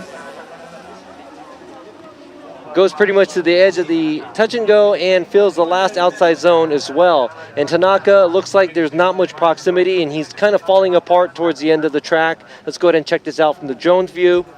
Tanaka gets close there, but his line crosses. Looks like he's dipping tires at outside zone 2 as a chase car, and just trying to hang on and get as close as possible, but it looks like he kind of throws himself a little too hard going towards outside zone 3. So once again, Saito did a solid lead run, and last time Tanaka spun out at outer zone 1. Saito thought he had it in the bag. He kind of gave Tanaka a little bit of a lead, but Tanaka definitely lost him in the whole entire track through their last tandem battle, which they caused them to get 2 both incomplete on the chases. As a chase car, you don't want to give the lead car too much space. You have to put up a fight. You can't just sit back and say, hey, they're sitting on an incomplete, so I'm going to take it easy. And we call that the inactive chase, and this was the case. That we had to call an inactive chase on Saito, and both their lead runs were pretty similar, so that was one more time. And it looks like Saito's taking the same approach he did before. I think he just has to leave at the same time. Earlier he let him go.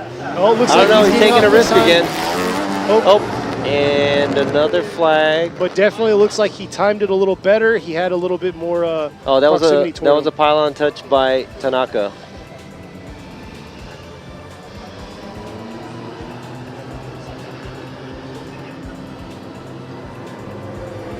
We'll see here, they're going to go ahead and reset. This is their one more time battle. This is our final battle of our top 16, so we can get all these drivers moving on into the grade 8.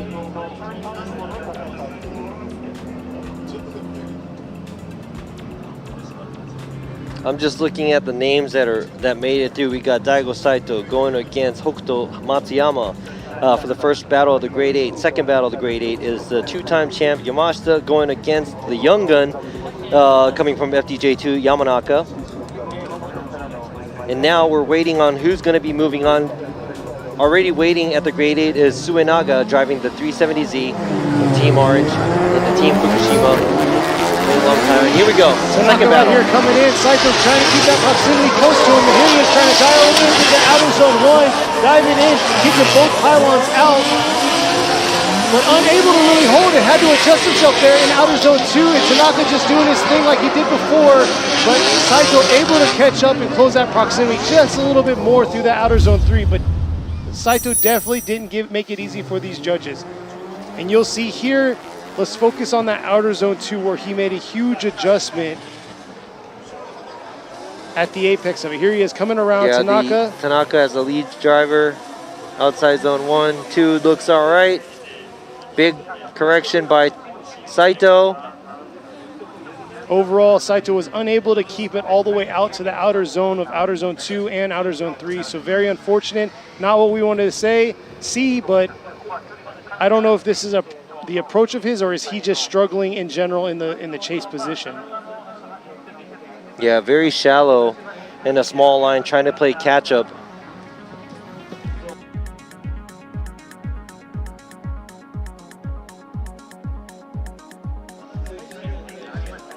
So we'll see here. There's the spectators right there on outer zone 3. Let's see another replay.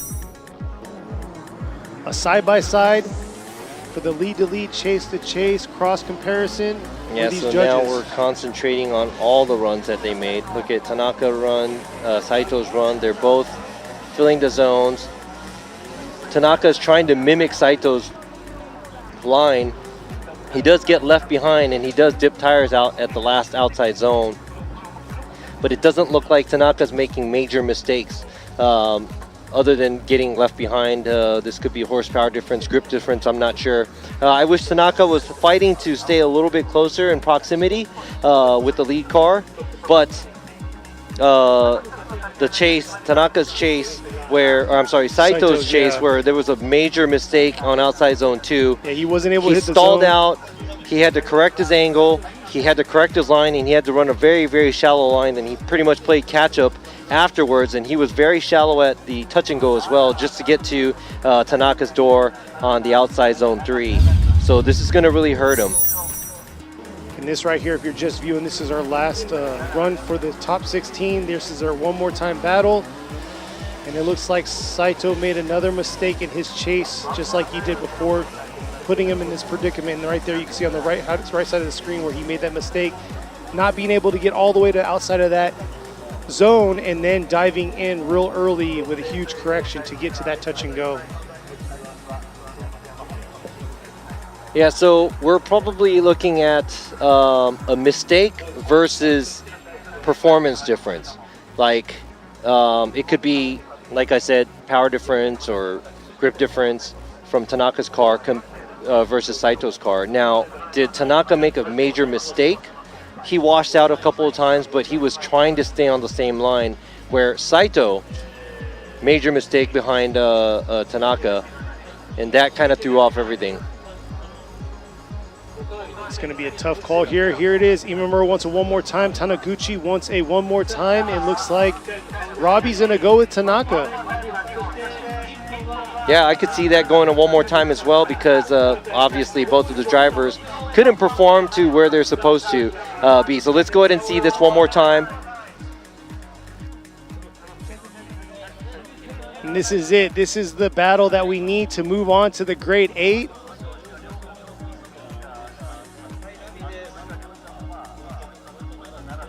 We'll see what the approach is going to be. I think they want these cars to finish. We might be moving on, but waiting for the call.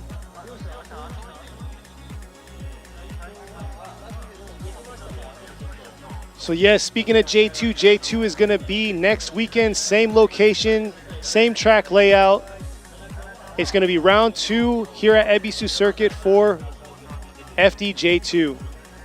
And then for the next round here for FDJ is going to be the end of July. So the last weekend of July is going to be round 3 at Sugo. So tune into that. That's definitely going to be an exciting track, very fast track, widespread, huge sweeper. But till then, make sure you come out to Ebisu, view in, check out these J2 drivers. Like he said, it's almost like a grassroots event. You got these cool cars coming out, different blend of them, and very good drivers. Yeah, we're just waiting on this last battle to get into the grade 8. But before we go into that, we're going to take a short break.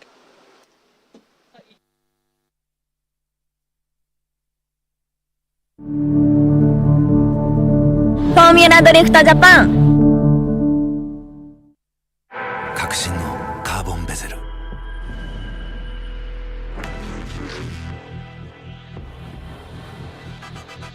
Bluetooth 搭載 G-SHOCK カシオ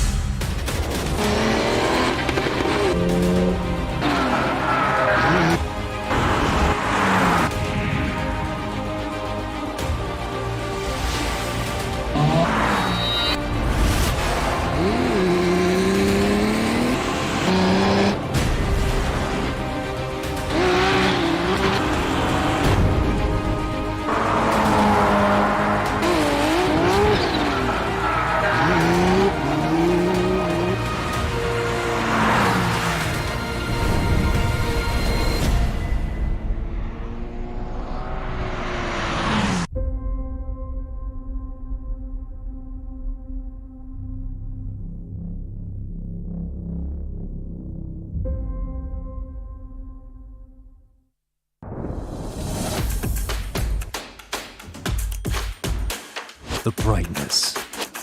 Call brilliant.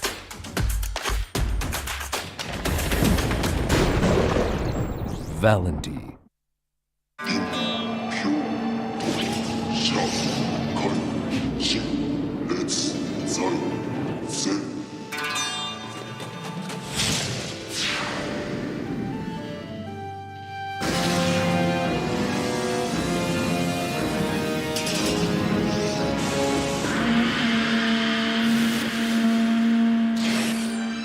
Ultimate lubricant.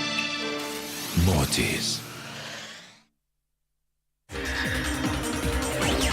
伝統と革新小倉クラッチのテクノロジーを凝縮チャンピオンを取るためのクラッチ小倉レーシングクラッチ ORC 究極の静かさと安全性。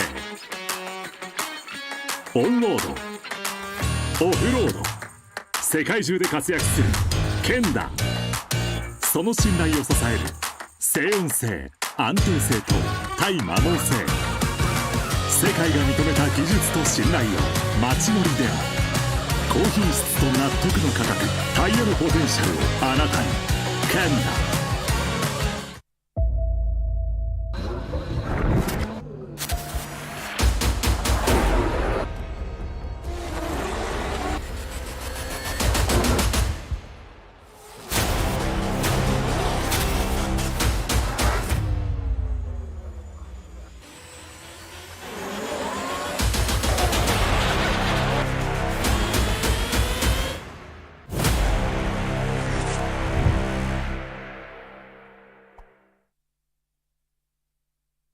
What's up guys, it's Frederick Ospo and I use RSR suspension on all my drift cars. I love RSR. Iyo RSR Ichiban.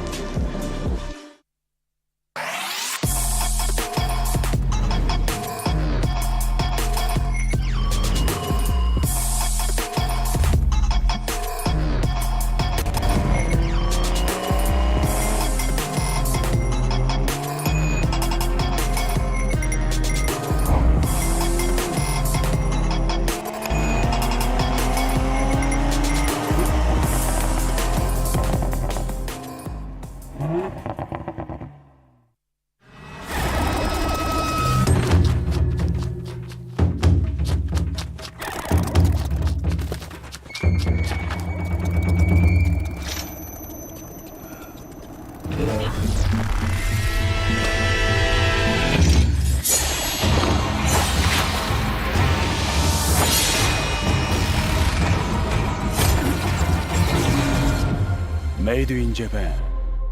Breed.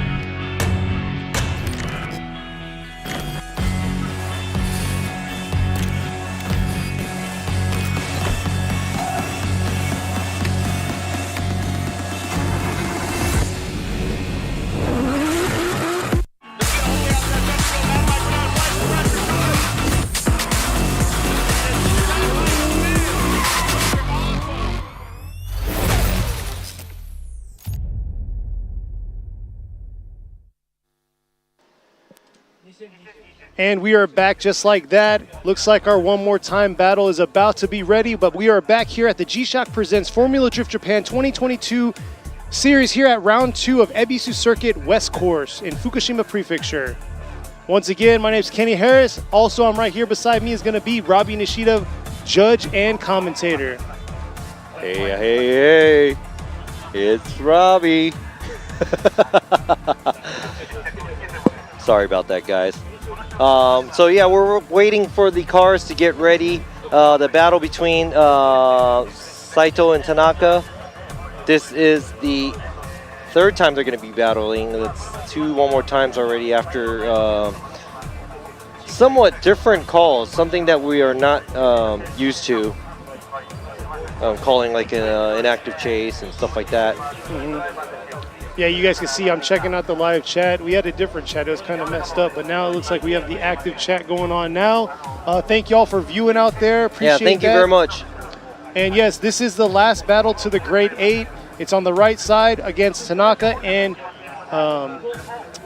Saito. We'll see how they do, how they pan out. Saito's definitely been giving him a lot of room on his chase run, so we'll see if he can collect himself, get his spotter's point of view, and see if he can make it a solid run.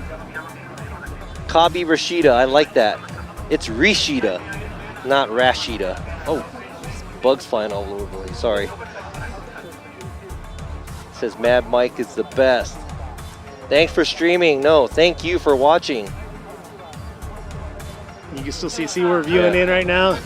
Wait, hold on. This is so hard. It's like, look at there. No, it's over there. It's over there. So we got 2 cameras. There's in each corner over there to get the best view for y'all to see. And there you go. There's a spectator, live spectators out here. Right there behind them, underneath those pit areas, that's where all the sponsors are with their booths. And then to the left side is a little bit of pits, but there's also pits fall down. Go ahead. Hi, Patrick Clover. They wrote it 4 times, so. So shout out to all you guys here tuning in, and thank you for leaving comments. You know what we love? We're happy with all the love we get. I mean, it could be negative, it could be positive. Thank you for even chiming in, because, you know, taking the time to doing this. And we love to do what we're doing right now. And like we always say, you know, if you don't like our voices or our comments, you can always mute us. But at the end of the day, I mean, the time zone too, for y'all to stick through for top 16, it's hard for us to get a top 16 earlier on for everyone around the world or meet people's times. So definitely do appreciate it. If you do come back and check this live stream out, we appreciate that too, because at any time, if you want to see any history, it's all archived within the Formula Drift Archive or Formula Drift Japan, depending on what language you want to see it in. Yeah, so I think in the US, the Formula Drift USA, they're like halfway mark. We're still on the second round here in FD Japan, but there's only 6 rounds in Japan, so the next round is going to be the halfway point for the series as well. And right now, it looks like our series leader, Kohashi, was knocked out by Kubo at top 16, but our series second place runner-up Kanta also got knocked out by the hands of the third place driver, which is Saito, and he's still in the game. He made it to the grade 8, but he is going to go against his teammate Matsuyama, which has been driving phenomenally all weekend. But yeah, we'll see here, like he was talking about the competition. Next weekend is going to be FDJ2, same location. Unfortunately, we couldn't house both events in one house, but the following round 3 at Sugo, that's going to be actually both FDJ2 and FDJ. It's going to be a double header, and it's going to happen. And Robbie's trying to find himself in this camera, but definitely come out, support the FDJ2 drivers. Definitely cool bunch of cars that come out and drivers. Very exciting. It's going to be the same layout, so it's going to be new to them. And I'm excited for it. Hey, and I know a lot of you don't like the track. A lot of drivers don't like the track. A lot of you like it. But you know what? It doesn't really matter if you're doing a donut, if you're doing a figure 8, if you're running a Irwindale, or if you're running Nico or Ebisu or wherever it is. It's a track. It's drifting. So you should be happy. I mean, we should be happy we're able to do this right now, you know, and enjoy drifting. So, so I know there's a lot of people that have mixed feelings about, you know, the track, the layout and everything, but let's just sit back and enjoy this because we are about to find out who is going to be the last driver to be added to the grade 8 list after this next battle. 2 one more times. This is their 3rd battle going against each other. Let's go ahead and see if they can take each other out, see who comes on top. Definitely a tough fight for them to get into this grade 8. We'll see what they did in that short break that they had and what their teams told them to do or tweak for these runs that they're about to do. It looks like Saito has his tires warmed up and is pulling up to the start line. Saito is going to be in the lead position, and he is in the Car Shop Glitter with Car Life Orange and Next Dream. VR 38 powered S15.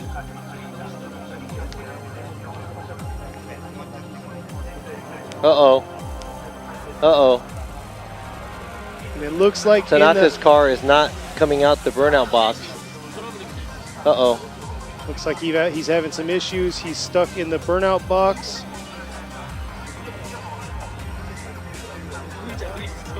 But yeah, Tomoki Tanaka, he's with the V-Style. Good ride with Tetsujin in the JZX 100 Chaser. The night black JZX 100. Very cool looking car. Hey, yeah, I like that. I really like the way the livery is. And man, unfortunate because Tanaka is calling a competition timeout. He's in the burnout box right now. Something happened to the car. Now they're gonna try to figure out what's wrong with the car. Yeah, he's turning right back around. They don't have a camera on it, so I'm just gonna go ahead and explain it to you verbally. But yeah, he's driving back to the pit area from the burnout box. So hopefully he could figure this out within the 5 minutes. The 5-minute count of the competition timeout is going to start right when the mechanic starts touching the car, right when it gets back to the pits. So right now he's driving back. It's going to take a few seconds to get back. And how many of those do you get? Yeah, you only get one competition timeout throughout the whole weekend. So starting at qualify, if you have to use a 5-minute competition timeout, that's all you got. So you're going to run out with the competition timeout if you need it for the tandem, whenever it is. So this is the only time Tanaka could use it. And I'm pretty sure that a lot of these guys could strategize. If they really have to use it, they'll use it. If they don't have to, some people just sit out like their first or second qualify run just to have it in their back pocket during the competition. But this time it looks like he has to use it because he can't even manage to get out of the burnout box. Exactly, and that's like you were just talking. Ken Gushi, he did a solid first qualify run. He sat out. Yep. Second one, he sat out because they were having mechanical issues, so they took the time to work on their car, and they didn't want to burn away their 5-minute timeout. Unfortunately, they got knocked out early on. But traveling all the way out here, he's doing it all. He's doing FD in this US, and he's doing FDJ out here. So definitely, and he's learning the platform that he's on. But he's having a lot of mechanical issues with that car. Yeah, and I'm telling you, competing overseas is so hard. I did it for about 14 years, and the small things that you want done, it doesn't get done. Everything costs more than doing it locally, so it was really, really tough to do. And I know for some of these drivers that make it all the way over here from the US or anywhere around the world, anywhere around the globe, it's very, very hard. So, you know, mad props to those guys because I know how it feels to do that. And also traveling, you know, it kills you. I just got back from Jersey probably on Monday, and I still have jet lag. Yeah, that's definitely rough, especially the older you get. It does make it a little harder. Hey, that's not nice. I didn't say anything. Speaking of being older, old guys usually become fathers, and today is Father's Day. You are right. So happy Father's Day to everyone out there. Yes, and you have a fresh graduate, so happy Father's Day to you. Oh man, tell me about it. They don't have like free college. I mean, yeah, it's called scholarships. Yeah, that was. But no, congratulations to your son on graduating this year. So thank you very much. Joey. Yeah, good job, Joey. Proud dad right here. Yeah, he's probably not even watching, but it's cool. My kids are swimming right now. Okay, so cool. Hopefully they're having a blast. Yeah. See, you're like, Dad? Who's Dad? Yeah, we have the pool and some fun. Yeah, but looking at the lineup right here as we were waiting, like I said, we got Daigo Saito versus Hokuto Matsuyama. They're teammates from TMAR, both identical car. I think we're going to get mixed up on who's leading and who's chasing. We really are. But that's the first battle of the Grade 8. Second battle of the Grade 8 is the two-time champ, Koichi Yamashita, driving the Weld JZX 100 Mark II. He's going to go against the winner of FDJ2 of last year, coming into FDJ, driving the 2J powered S15, Mao Yamanaka. He's young, so you got the veteran going against the youngster. Currently waiting for Tanaka and Saito's battle to happen. Tanaka had called the competition timeout, so we're waiting on that. Saito is at the line waiting for him. Going against the winner of that is car number 311, Suenaga. It's Naoto Suenaga. He is a worker here at Ebisu Circuit and also a veteran driving for the Team Orange crew. It's the Team Fukushima vehicle with Linglong tires. They are here. And both of his teammates from Linglong Tires are actually knocked out, Kanta and you're right. You are Kohashi. right. So Suenaga is the last guy standing for Team Orange and Linglong Tires. So let's see how far he can make it in this ladder. And the last battle of the Grade 8 that we have is going to go, it's going to be Kazuhiro Kubo going against Kenji Yamada. So Kubo making it into the Grade 8. I remember he was making it into Grade 8s a lot, and I think this has been a while since he's made it into Grade 8. So that's a good job to Kubo going against Kenji Yamada, still rocking the SR, and I think he's the only driver here, only driver left right now Rocking the SR. with an SR20, but he made a 90-point run from yesterday's qualify. It was very beautiful. So there is hope for the SRs out there. Yeah, so he's doing what he has to do as a lead car, and that's pretty much why he is here. And I think his chase runs were pretty good. He wasn't giving any space to any of these high-power cars. So good job to Yamada. That's going to be a pretty good battle as well. So we have a lot cooking in the kitchen right now. Speaking of cooking, it's getting a little humid and hot right now. It is, but let's see. He has a few more minutes left on the clock. Let's go ahead and talk about a little bit about Ebisu Circuit. Yeah, so we're at Ebisu Nishi Circuit. This is the West Circuit. This track isn't open to the public all the time. I know we had the whole Minami going away because they turned it into a non-asphalt track, dirt style track. They still got school course. They still got North course. They got the Kuru land and the skid pad. And sometimes they're opening the West course out to everybody as well. But when time comes to Matsuri, they open up this long straight for everybody to use during the day. And Matsuri is the festival, pretty much a 2-day event. 24 hours, 48 hours of drifting almost. And also the East course, which they usually have like grip racing and motorcycle races. And you said Toge already, right? Oh, I'm sorry. And Toge course is actually open all the time to whoever wants to come out and have a good time. And find your way out here. Make it out here. Even if you're just coming to drive through, check out the Safari Park because it's a weird it's a weird view. Yeah, it's like weird to be here because you're seeing lions and bears and all this other stuff. And 10 seconds later, you're looking at drift cars drift around the track. Exactly. So yeah, like he was saying, this is Nishi we're at right now. So you have Nishi Long, which this is the direction they're driving on now. But then you have Nishi Short, which is where the crew is, the tow crew and all that. They open that area up, and it's a short version of it just on this end where we have the drift track set up. But like he was saying, the Safari Park is literally dead center of the whole entire complex. You actually cut through with your drift car to get to like school course or anything like that if you were to go from here Nishi or Kuru land, which is like the burnout donut section where you can kind of start out your drifting or get your tires rolling. Yeah, and thank you thank you to all the spectators that are out here making it out. We're gonna have an autograph signing session later as well by all the drivers. Guys waving to the camera. Yeah. You're on camera. Everybody is watching you.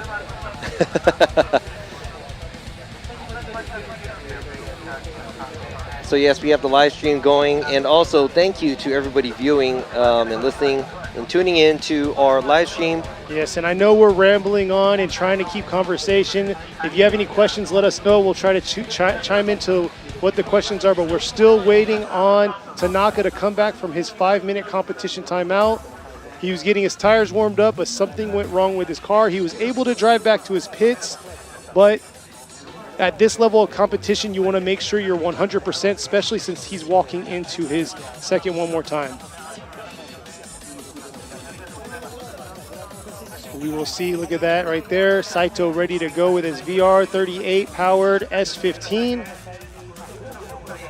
Spectators are they're just like y'all, ready to see some action happen.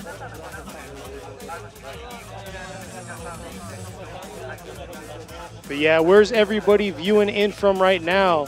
There you go, shout out from Tennessee. What's going on, everybody around the world? So after this, we will move straight into the Grade 8.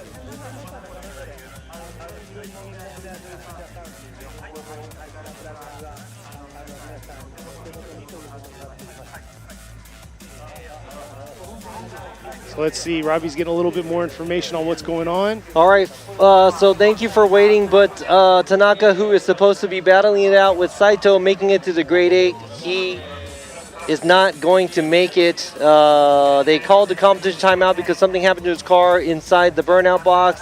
They brought it back, and I don't know what happened to the car, but he's not going to make it. So that's going to be a bye run by Saito. So it actually worked out for Saito because after the numerous amount of one more times, he is going to be moving on to the grade 8, facing Naoto Suenaga, driving the Z34 370Z. And yes, we're having a lot of y'all chime in of where your location is. Sorry I couldn't repeat it all. And the temperature right now is hot. They were asking what the temperature and humidity was like. Okay, all right, New Mexico, Konoha, Zimbabwe, Panama. Here's the bye run. Check out the bye run. Here he is coming in, showing that his car's ready to go for the grade 8. And here he is coming into outer zone 1. Saito ripping in. Taking a very shallow approach, not being able to get all the way to outer zone 1 or 2. But he's just showing that his car can compete.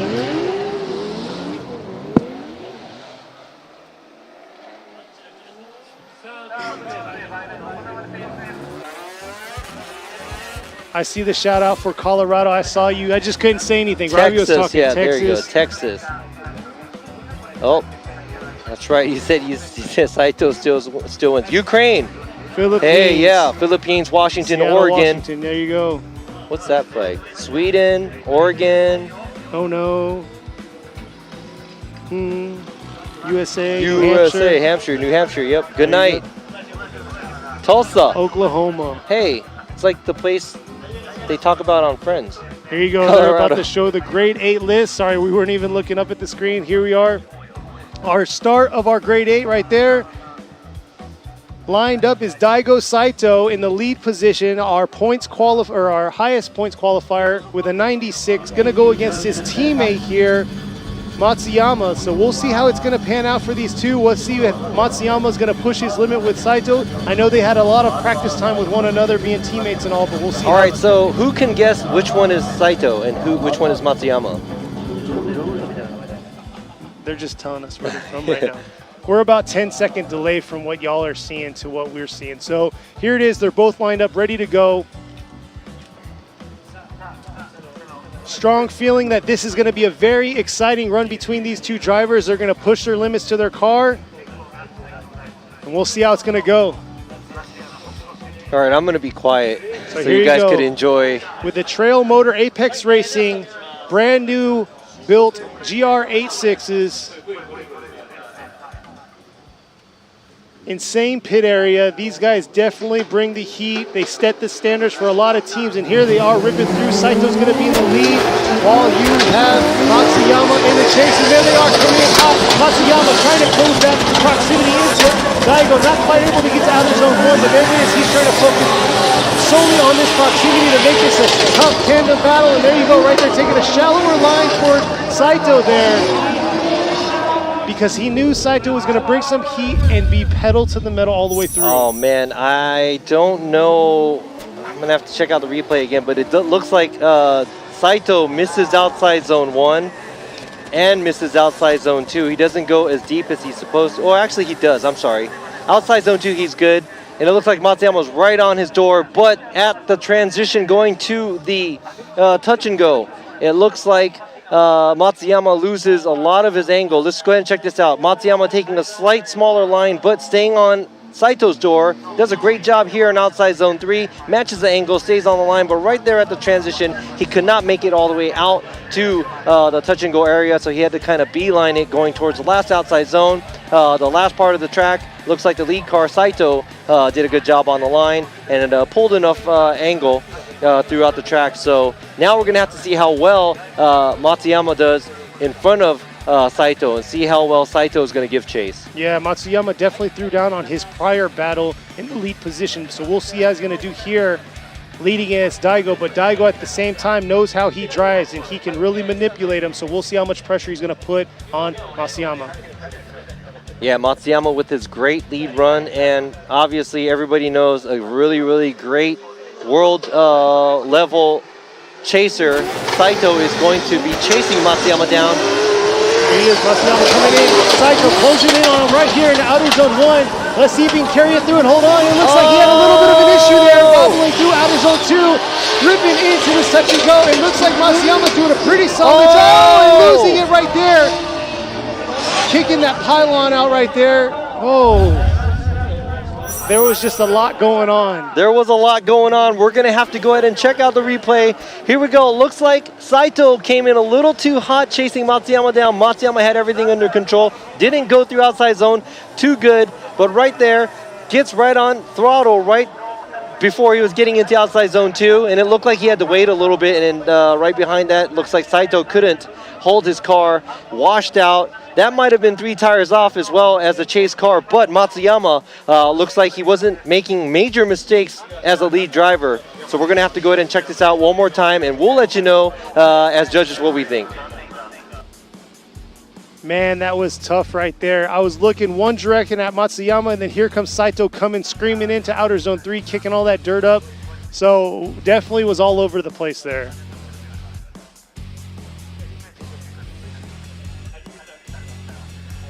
So we'll see what these judges have to say. So both with the Trail Motor Apex Racing team, and you saw the team earlier checking out the view. They were watching the live stream from their pit area. Let's see this replay of the aerial view here. And right there, Daigo just couldn't hold on and dipped out, coming into outer zone 2 there. And it looks like when he hit that pylon, it made him kind of threw him offline.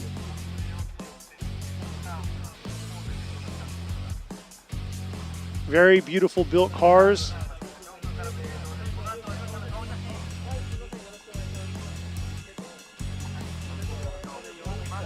So we'll see. Here you go. Imamura going to go with Matsuyama. Taniguchi going with Matsuyama. So Hokuto Matsuyama gets the win, and we'll be moving on to the final 4. Our first one to move on. Wow, that was an exciting battle by both of the drivers. There are goods and bads by both drivers, but overall, Matsuyama gets the win on this one and beats Daigo Saito right here at the grade 8. So now Matsuyama is taking on and carrying the team, TMAR, and see if he's going to make it all the way to the finals. Let's go ahead and check that out. But before that, he's going to have to battle the winner of this battle, and this is going to be a veteran. It's going to be a very interesting battle. Yamashita here at the line. He won first here last time. He took the back-to-back champ for the last 2 years. So definitely he's a very technical driver. We saw on his chase position how he rode up, had a nice line, and kept the close proximity. So this is going to be it's going to be testing Yamanaka's skills, because Yamanaka was the first ever FDJ2 champ last year. And man, this is going to be interesting because I would say they're both from the Kanagawa area. Yamashita is a 2-time champion. He's a veteran, and I think Yamashita is a 2-time veteran champ, and also Yamanaka. Sometimes on their time off, I think these 2 drivers drive together too. So this might be interesting. Yeah, this is going to be interesting because I know Yamanaka's going to take out the Giant. Here we go. Jump. We have a flag. We have a flag. We have a flag. But Yamashita not seeing the flag, so definitely not what you want to do, burning up your tires, especially this far in your competition. So we will see what the call was.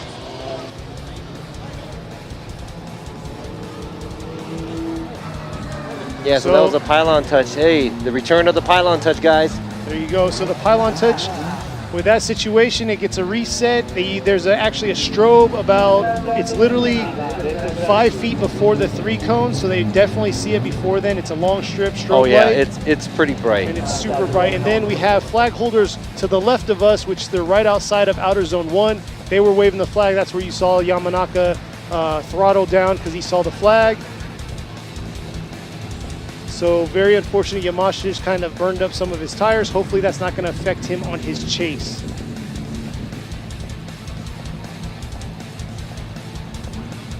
So we'll see here.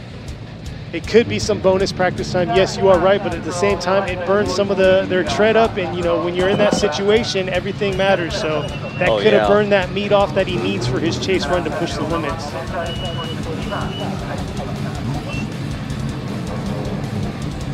Yeah, so it's going to be a restart. Unfortunate that Yamashita had to burn his tire through an entire track, but I'm not going to say that that's going to be an advantage or disadvantage because this guy is a veteran and he knows how to control his car very well. So let's go ahead and see if they can make a clean start on their Grade 8 battle. And I must say, beautiful car for Yamashita. Here he is coming into outer zone 1, ripping in. Nice job by Yamashita. Look at that, Yamanaka trying to keep that close proximity, getting back on throttle, coming through this touch and go, trying to dial it a little bit more, but Yamashita's just doing his thing, filling all those zones perfectly. Hey, I really liked how Yamanaka tried to stay on the line, and it didn't look like Yamashita did the best job as a lead car from where I was watching right now. I'm going to go ahead and check out the replay before I speak anymore. But right here, Yamashita does a great job in outside zone 1. Creeping up to him is Yamanaka. Then right there, Yamashita leaves outside zone 2 a little bit too early, and Yamanaka has to play a little bit of a catch-up there, but he didn't get left behind too bad. So great run by both drivers. Let's go ahead and check this out.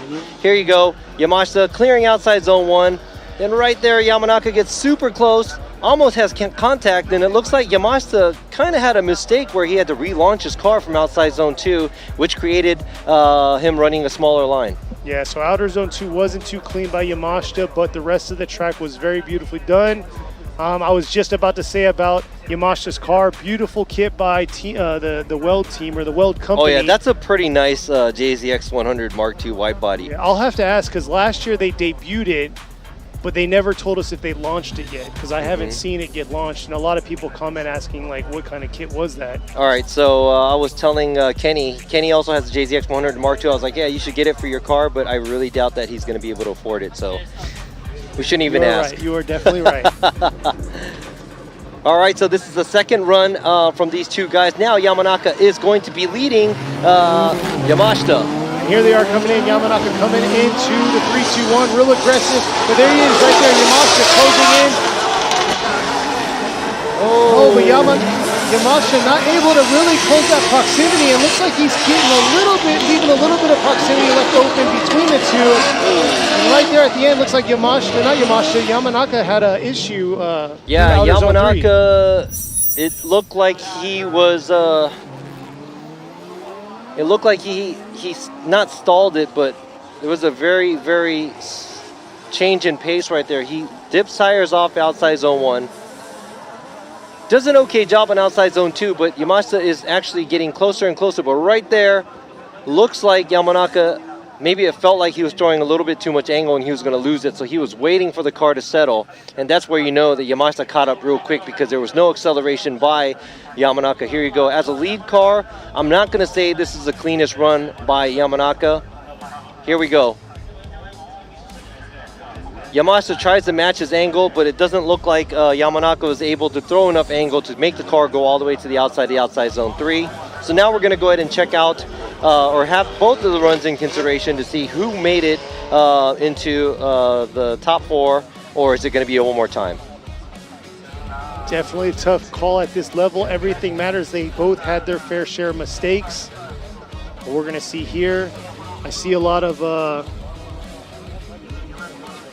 Samit join the chat. Definitely come out next week and view him in FDJ2. Yeah, because he's going to be competing, yeah. Give him your support. Definitely come check him out.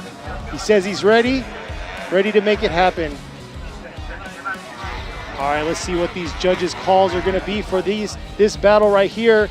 Imamura going with Yamashita, Tanaguchi going with Yamashita. So it looks like Koichi Yamashita is going to get the win and moving on to the Final Four, the champ himself. Wow, so Yamashita making his way back. This track must be his favorite because he made it pretty far the previous years too. And here you go, man. That's why he's the 2-time Formula Drift Japan champion. Yeah, and you know, it was a tough feat for Yamanaka. He had to face his ex-competitor in FDJ2 2 one-more-time battles. Then he moved on and beat Sobagiri just to get where he's at. So definitely good job this week by him. He's definitely bringing the fire after leaving FDJ2 as the champ.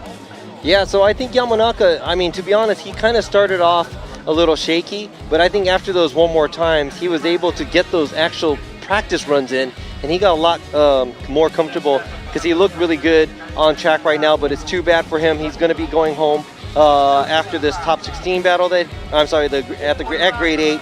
Yamashita moves on.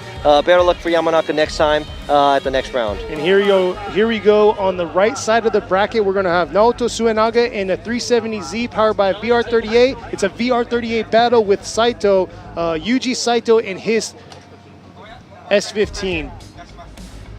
Both got the same power plant, different chassis. Both Nissan chassis. Both Nichan chassis. But yes, Suenaga's very experienced with this track here. This is his home track. He's an employee out here at Ebisu. You know, but it's funny, speaking of Kanta and Suenaga, everybody thinks that they get to drive here every day, but they actually don't, because I mean, these are comp cars and it's very expensive to get the car. You know, the fuel's expensive, the tires are expensive. And you know, everything on the car is not just anything that you can buy cheap. So they don't really beat the cars up other than at the competition. Yes, I'm pretty sure they do a few tests here and there, but I don't think they're here driving these cars every day.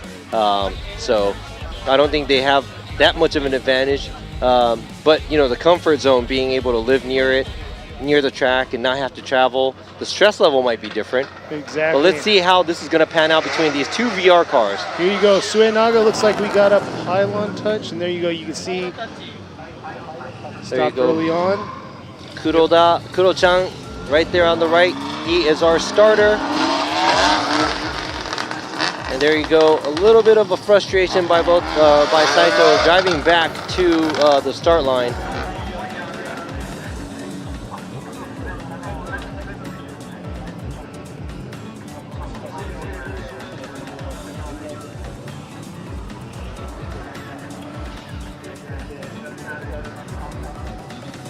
So let's see which Nichan's gonna win.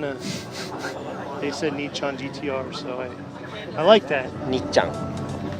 So here we go. Suenaga's gonna be in the 370Z in the lead position, while Saito's gonna be in the S15. He's once again giving that delay, that offset Staggered Let's see how he's gonna come in right here. Suenaga coming in hot here in 2, 3, 2, 1.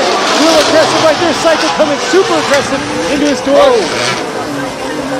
Real big adjustment by Suenaga, but something happened to Saito's car, and man, I would have to say Suenaga is lucky because he did make a mistake leaving outside zone 1, and he is leaving Saito hanging.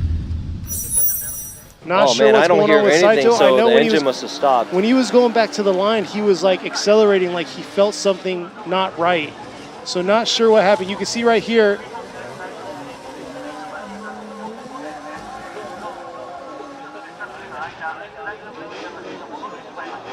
Oh, looks like everything's fine.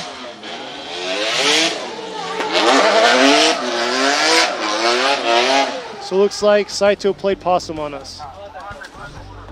Yeah, he did.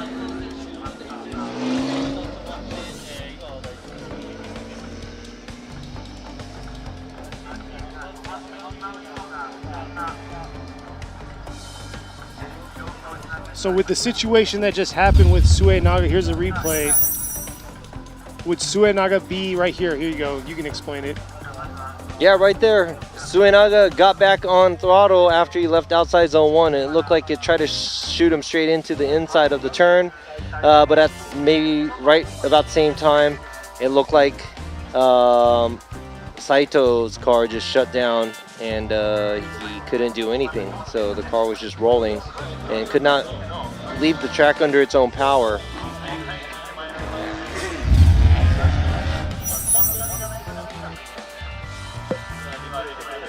Here's another replay right here.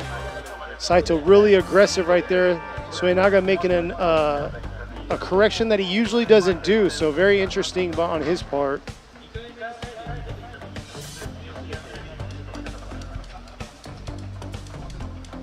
Yeah, so now Saito is going to be sitting on an incomplete. And he's going to have to lead Suenaga.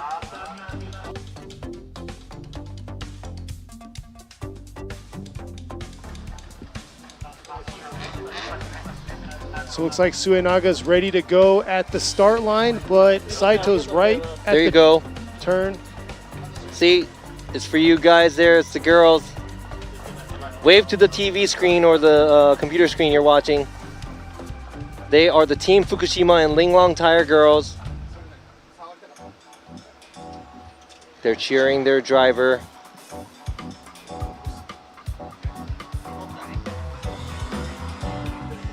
That's chicks.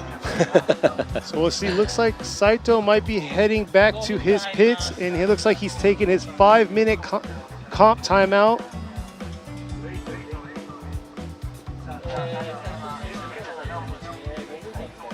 And so not sure what's going on with Saito's car.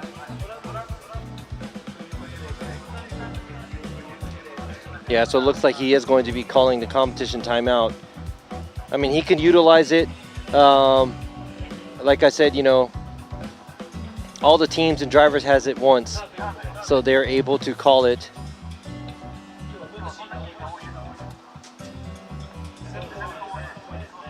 So once again, we do have another competition timeout. Hopefully we don't go to commercial break. We'll try to talk to y'all fans out there, keep it a little bit more entertaining. Let us know what you want to know. We kind of explained a little bit about the track, what's coming up, which is FDJ2, which is next weekend. And then in July, at the end of July, the last weekend of July, we're going to have Sugo, which is going to be a back-to-back FDJ2 and FDJ event. Jam-packed. Definitely, if you're in the area of Sugo, definitely go check that out because it's going to be jam-packed with both series going on. Yeah, that was, you know, that's 3 weekends in a row for me for judging, coming from, you know, being able to do the FD USA in Jersey, and now here for FD Japan, Ebisu and FDJ2.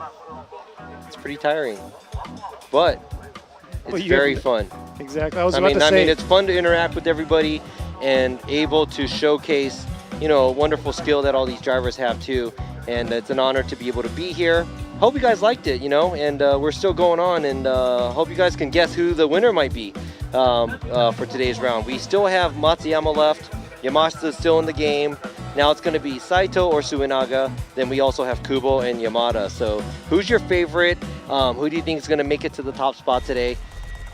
Whoever guesses right, I'll give you an air high five. So they're like, everybody's going to be like, man, that's cheesy. Like, shut up, Robbie. So we'll see here. 6:30 a.m. in Portugal. Appreciate y'all getting up, watching.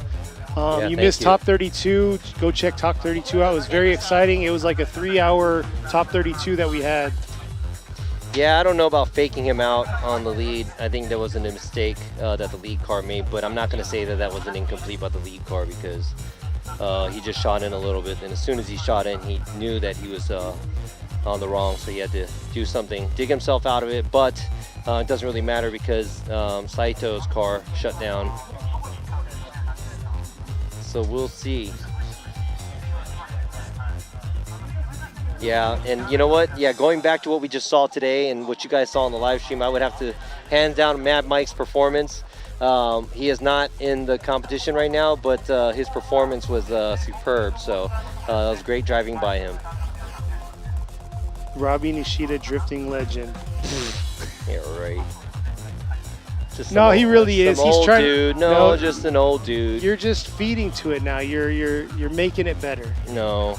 Everybody out here is making it better, and you guys watching this is making it better. So thank you for tuning in once again. Here you go. This is a beautiful 370Z from Team Fukushima, Linglong Tire, Team Orange vehicle. Kumakubo actually competed in it last year. He podiumed at Fuji, the last event of last year. Showed and proved that this is what it's all about. Suenaga last year was in an S15. Here he is this year in this 370Z powered by a VR38. Bakersfield, California. It's 10:32. Good morning. 8:32 in Finland. Oh, is it at night? It's night. Oh, I'm sorry. It's at night. Because I believe I just saw 12:30 something. Who's having a beer right now? Where's my Texas peeps at? I'll be in Texas at the end of the month. Love you, Harold in Taiwan. Thank you for the love. Love you, Robbie. Oh, and Kenny from Yeah, see? Taiwan. Ooh, thank you. But yes, appreciate y'all viewing. This thing scrolls so fast. I know, so many comments coming in. We appreciate the love. Spectators are ready to see some drift battles go on. Looks like it sounds like he fired his car up and he is pulling out of his pits, I believe. So we'll see. There you go, Tom Saiba right there on the screen with Taniguchi. They're the PA guys and they're on the Japanese side of the house. So if you go to Formula Drift Japan, you could check them out on the live stream. Yeah, they're doing the Japanese side of the live stream, so make sure you tune into that. You can brush up on your Japanese skills too, you know, because I know a lot of people speak Japanese or learn Japanese because, you know, a lot of people want to watch anime and Japanese shows, you know, in their own language, so. Oh, yes. Everybody said, oh, sorry, I was reading, my bad, you caught me. But no, they were talking about Texas. Yes, San Antonio, Texas. I will be there. When? At the end of this month. Oh, man. I'll be there for a few weeks. I'll check out some of my boys out there. Hopefully I'll check out some grassroots drifting out there, see y'all out there. Hey, but I am thinking about going out to Irwindale, regardless if there's something for me to do or not, because I do want to check out the finals at FD USA as well. So hopefully I could see you guys out there. But I mean, like you said, you had a phenomenal time. I mean, to all his friends in the drift community that he got to meet, he's been talking it up about how excited he was to see y'all and how it was like it was yesterday when he saw you, not 3 years later. So I know that's a weird feeling when you're away from a lot of people and all of a sudden you see them after 3 years, but you kind of start off at that page you left off with. That's pretty cool. And then definitely like last event, round 1 at Suzuka Twin, probably the happiest I've seen him in 2.5 years or 2 years or so, because he got to see Dai. Ken showed up, so all his like old, you know, I guess what you guys call yourself in the corner? Oh, the J corner. The J corner. So there you go. The drivers meeting, yeah. And like this round 2 was kind of cool because, you know, after the off season, coming back to the first round, being able to see all the, you know, familiar faces competing, that's pretty cool too. But like this round, you know, seeing Mad Mike, Nian back in the game, it's really exciting. And, you know, they did show us what we were missing these past 3 years, because that's a hell of a performance by both those drivers. Exactly, and they definitely, they don't show that they haven't been driving on that off season the last 2 years. It's like where did they hide all that skill, you know? And don't get me wrong, a lot of people say VR does keep you kind of in tune with everything that's going on, but I mean, Nian even said he didn't even do much of that at all. So for him to come out and compete and get as far as he did, so congrats to him on that. And I know he's going to bring some fire here throughout the season. Yeah, speaking of VR, both of these cars that are lined up that are going to go into the battle, the second half of the battle, both are packed with VRs. The VR38 S15 versus the VR38 370Z Z34. Z34 driven by Naoto Suenaga with the Atlas tires, Team Fukushima, and the driver from Team Orange. Versus, this one's long, so I'm gonna have to read it. Versus Car Shop Glitter with Car Life, Orange, and Next Dream. Car Shop Glitter VR 15 Sylvia, driven by Saito. Yes. Now he's. What is going on? This is an old shot from his previous one against Kubo, but we're not going to view that. No. He's waiting to get into the burnout box.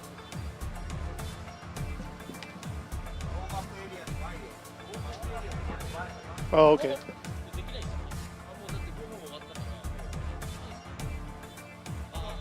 Robbie will explain a little bit more on that. But yeah, thank y'all out there for viewing in, giving us some love. Appreciate that. We do like the negative comments too. It makes us even better. This is live, so we make mistakes as we go. And Robbie's doing a phenomenal job doing both judging and commentating and giving you guys the insight on what the judges are seeing and explaining everything else that's going on, because a lot is going on behind the scenes. And Robbie's trying to make it happen so it feels like you guys are actively here at the competition seeing what's going on. So thank you all out there for chiming in on the chats. We are trying to read as much as we can, but at the same time, I'm looking at the competition, what's going on, seeing the crowd, and then also watching the camera view to explain what's going on the camera as well. So we'll see here, see y'all out there in Argentina also. So appreciate y'all viewing in. But looks like they're both pulled up. Saito's in the right. He's going to be in the lead, while Suenaga is going to be in the chase this time. They already did the lead run for Suenaga. We'll see how Saito is going to do against him. Saito had an incomplete on his chase run, while Suenaga had a little hiccup in that outer zone too. And you never know what's going to happen till the end, so Saito still has a chance to flip this round.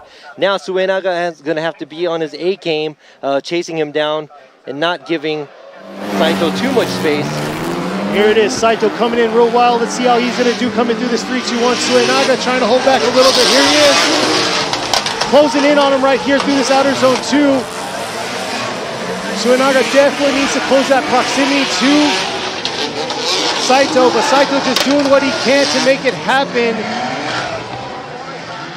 And it's very unfortunate that we had to face that Saito got an incomplete on his chase run.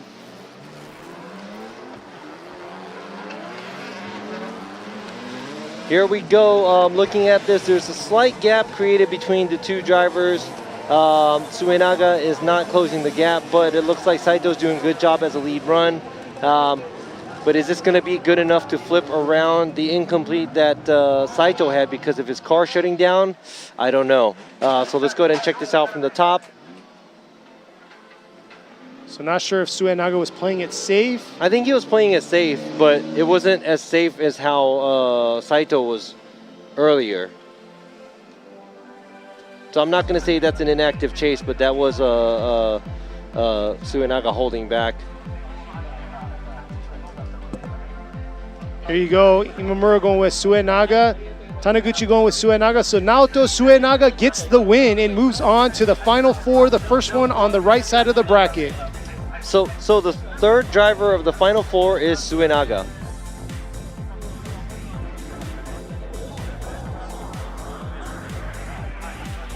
So there you go, already lined up, ready to go is gonna be Kazuhiro Kubo going against Kenji Yamada. Kenji Yamada is gonna be in the lead position. SR powered S15 going against Kazuhiro Kubo with the 2J powered 180SX. Kubo's with the vacancies with weld cockpit Kobe 180SX. There you go right there. And Yamada is with the Ladada Club Racing, and here they go. Yamada's been doing an amazing job in his lead position. Let's see how he's going to throw down and see if he can get that excellent run he's been having. And here he is. There you go. In the outer zone 1. Beautiful job in outer zone 1. Here he is looking back around early into outer zone 2. Left a little bit early, but there you go. Kubo making a huge mistake leaving outer zone 2. And here is Yamada finishing strong. Yamada's lead runs are amazing. He's been driving like this all day and from qualify yesterday. Great job by Yamada. Clean lead run. I have nothing to say about that lead run. And I mean, I'm telling you, he's running an SR20. I mean, he dips a tire right there, but it looks like Kubo is not so close to him. And right there, looks like Kubo swings his rear end around a little bit too much, straightening or taking out the angle just to try to play catch up after the outside zone 2 mistake that he made. Man, great job by Yamada. Look at this, clears the outside zone 1, stays on the outside line for the outside zone 2. The touch and go area gets deep enough, and there you go, outside line on the last outside zone.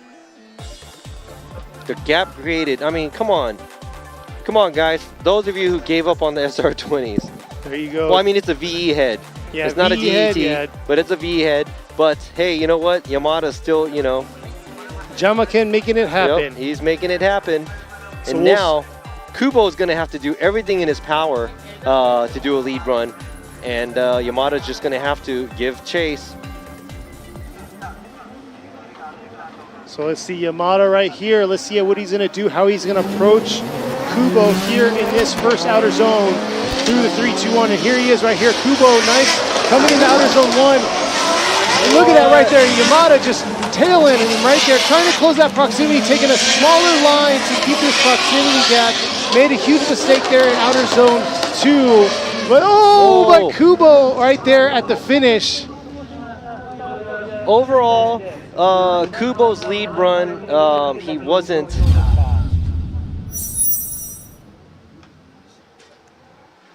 Kubo's lead run, he wasn't running an outside line throughout outside zone 2. Let's go ahead and check this out. Slightly dips the tire out on the wrong line going towards outside zone 2, so he doesn't feel the outside zone 2 as well as he should be. Yamada, not as much angle as Kubo, but he does avoid. He kind of had to stop right there at the finish line, but I think that's from avoiding Kubo's mistake, so that's not going to be docked on him. Yamada taking a slightly smaller line than Kubo, but he is, you know, sacrificing his line just to keep the proximity. Yeah. But right there, he just dodged Kubo's mistake right there at the exit of the finish line. I must say though, Yamada was definitely trying to mimic him through that outer zone too, because Kubo was already real shallow, so Yamada tried to take that same shallow approach, and then he realized, what am I going to sacrifice, getting to the zone or try to get that proximity? So he kind of, you know, did a quick decision making right there, and you could see what he did, trying to close that proximity on Kubo. Yeah, so that was a very a good choice, I guess, by Yamada. Check this out, Yamada leading, Kubo not much proximity, and here we go. Yamada cheating the line and the angle a little to keep the proximity, but I would have to say lead run by Kubo was kind of all over the place, and Yamada landed a pretty nice lead run. So definitely a good job by both of the drivers, but one driver will be moving on and joining the final 4, and will be battling Suenaga at the semifinals. There you go, Imamura going with Yamada. Yamada gets the win right there. Kenji Yamada is going to be moving on, filling that last slot for the final 4, going against Naoto Suenaga. Also, they call him Jamaken. Yeah, I forgot to ask him why, but that's his old nickname, so he's always been called Jamaken. But Jamaken made it to the final 4. Great job by Kubo making it to the grade 8. Hopefully we'll be able to see him in the grade 8 and maybe even higher in the near future as well. So good job by both the drivers, but this time Yamada is moving on to the final 4. And yes, it's very interesting. We have a interesting blend of cars in this final 4. You got Matsuyama in a 2J Power GR86, right there you see him in the screen. And then you have Yamashita in the big body JZX 100 Mark II right below on that screen, powered by a 2J. Naoto Suenaga is going to be in the 370Z, powered by a VR. And then you have Kenji Yamada in the S15, powered by an SR. Wow, that's other than Matsuyama's car, everybody has a very similar motor to stock. The stock style, I guess, because we've got a V6 twin turbo, we've got a 4-cylinder turbo, and we have a 6-cylinder turbo. So definitely interesting to see who's going to come on top. But man, I know Matsuyama's on fire, and also Yamashita has been driving near perfect runs throughout the day. So let's see who is going to come on top. Moving on to the finals, I think for Matsuyama to get on the podium, he's going to have to beat Yamashita. Yes, Yamashita's... Because Suenaga and Yamada qualified one place higher than Matsuyama. So if Matsuyama wants to get on the podium, he's going to have to beat Yamashita. So we'll see here who's going to make it happen. Yamashita, champ for the last 2 years, took podium first place here last year at Ebisu Circuit. This is a new track layout, has its challenges. He's definitely faced them. And he's going to be going against Matsuyama that's been throwing down some solid runs. And definitely got to switch those pictures, and pictures are flopped. Oh, there you go. But it's all good. There you go. Hey, did you fix this, Kenny? I did. Good job. With my mind. All right, here we go. Who's going to win right now? Who's going to take this one, guys? Because I don't know. I know it's going to be... Looks like he's giving him the green light. Ooh. Yamashita is going to be in the lead. Matsuyama in the chase. Here they are coming up into the 3-2-1. Yamashita coming in hot here out of the one. But look at that. Matsuyama right there taking a slight dive into his inside there. Keeping that close proximity. Ripping back around through this touch and go. Yamashita throwing down. Beautiful line by Yamashita. And man, what a finish. So that was a very nice run by Yamashita. Matsuyama keeping the pressure on Yamashita. Slightly smaller line, but I like the proximity and the matching of the angle. Check this out. He's trying to mimic his line, but he kind of dives in right there at the outside zone 1. Then he quickly gets on back to the similar line as Yamashita. So I would have to say the only flaw that I see is Matsuyama diving in a little bit on the outside zone 1, but I think he did that to keep the proximity. Go ahead and check this out on the replay from the drone.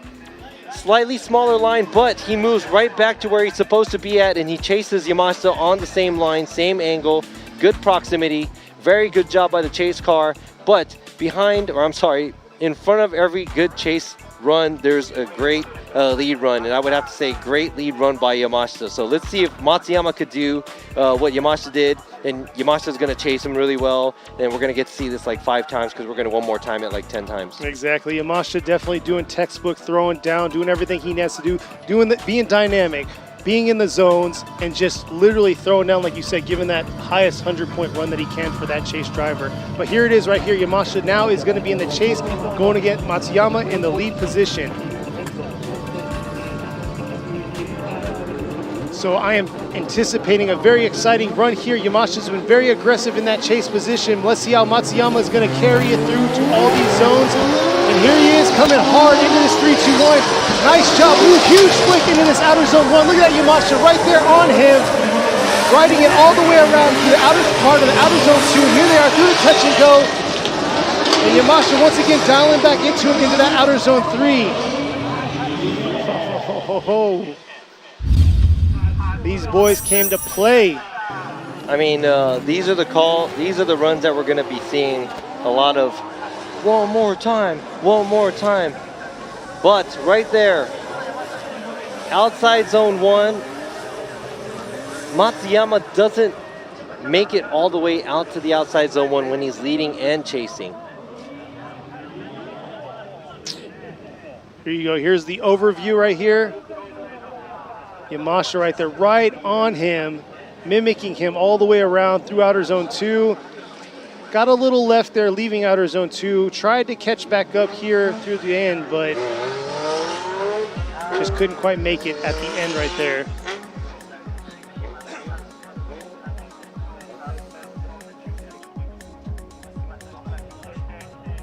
So we'll see here what the judges have to say.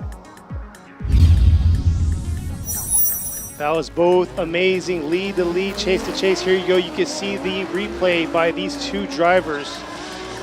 This is what it's about right here, coming down to who is gonna move on to the finals.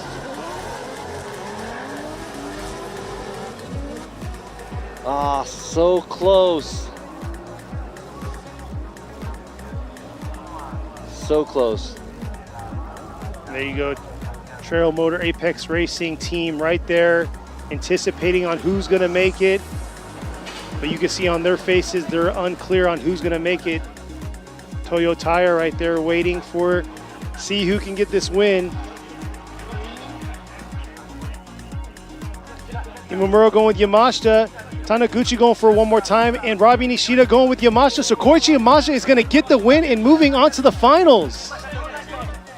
Man, that was super close, but we had to give it to Yamashita because Yamashita did what he's supposed to as a lead driver.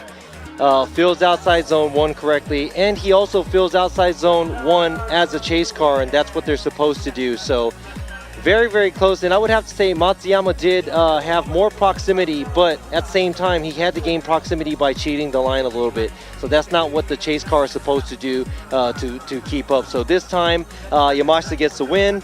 And Matsuyama, he is going to be sitting right outside of the podium because he's going to be 4th place because of the qualifying order. Yeah, Trail Motor Apex Racing team didn't look too happy about that. It was definitely a tough call by the judges, but it comes down to that, what Robbie just explained. It comes down to the nitty and gritty, the fine details of the run.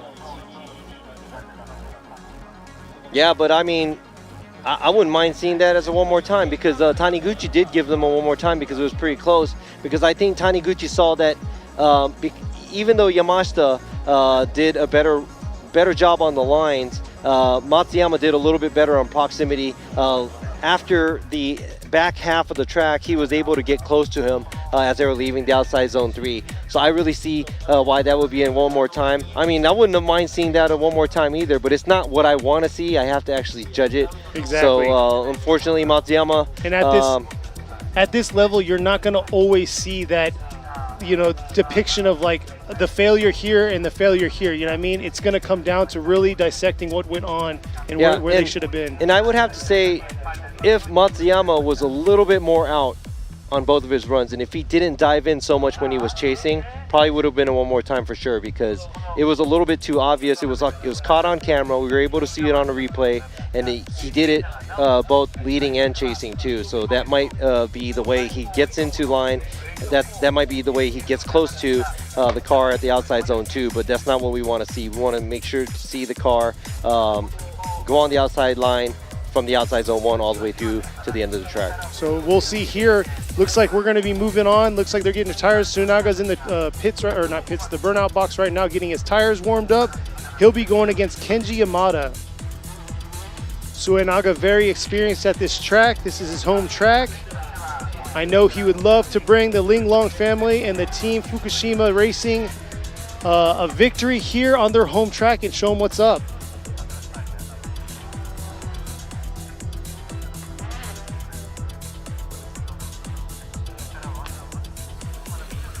So right now, the left side of our bracket is summed up. We got Koichi Yamashita, the champ, the two-time champ. Got victorious here last year, podiumed first. He is in the finals now, but he is waiting who is going to be the contender for him to fight for the top position out here.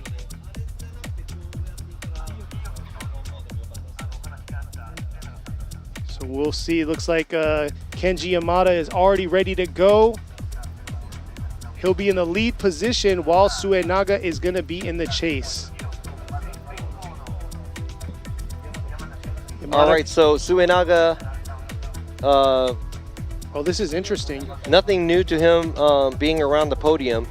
So Yamada qualified 6th while Tsunaga qualified 7th. So they definitely kind of drove the track the same way. But I mean, granted, they got a lot more runs in now, so we'll see how they're going to perform. Hey, and they're both going to be on the podium too. Yes, it's a guarantee. You're right. And Yamada here has shown consistency throughout this whole entire weekend. You know, that might be Yamada's first carbon. Wow. So let's see if he's going to make it to the top, or is it going to be Tsunaga? No, it's a first he's got to get past pylon the pylon touch. Yes. All right, so take a deep breath. Let's make it through.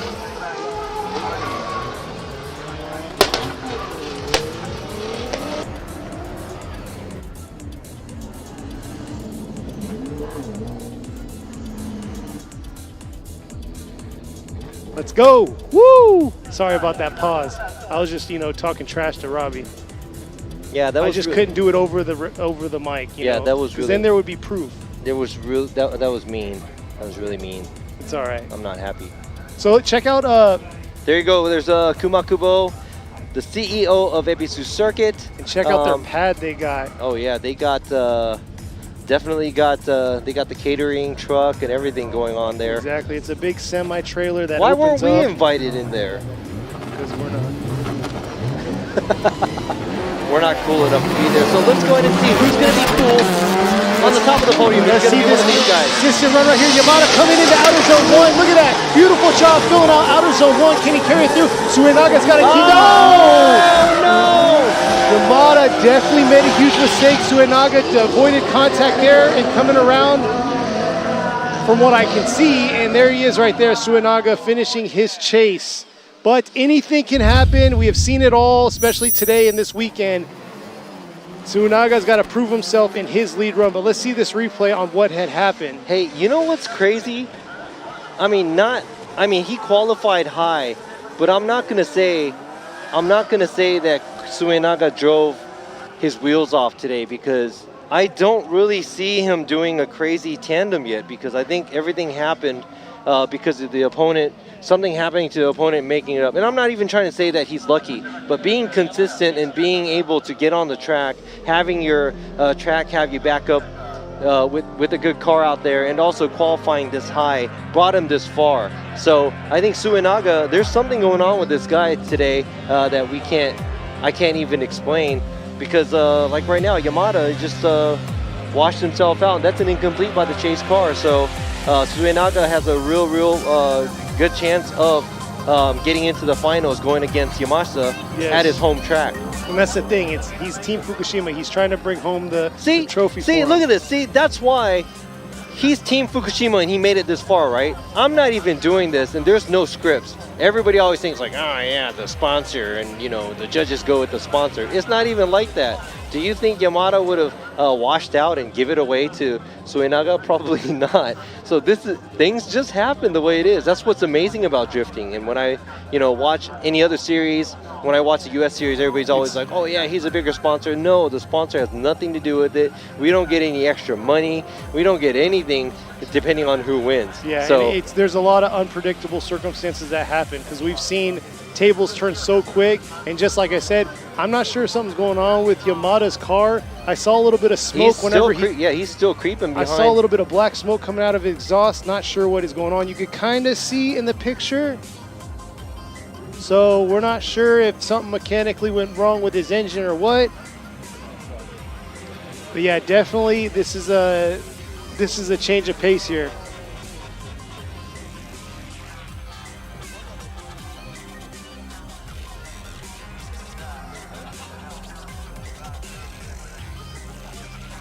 So you can see right there.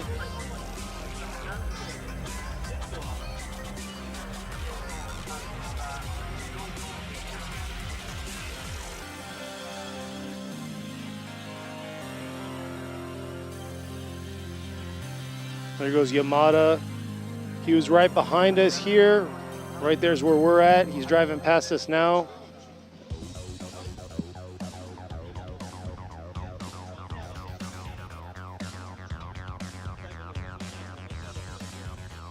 So yeah, right now on the left side of the bracket, Koichi Yamashita is waiting for his contender. Is it going to be Naoto Suenaga or is it going to be Kenji Yamada? Kenji Yamada made a huge mistake there in his lead. Suenaga definitely dodged a bullet, missed Yamada in that outer zone too.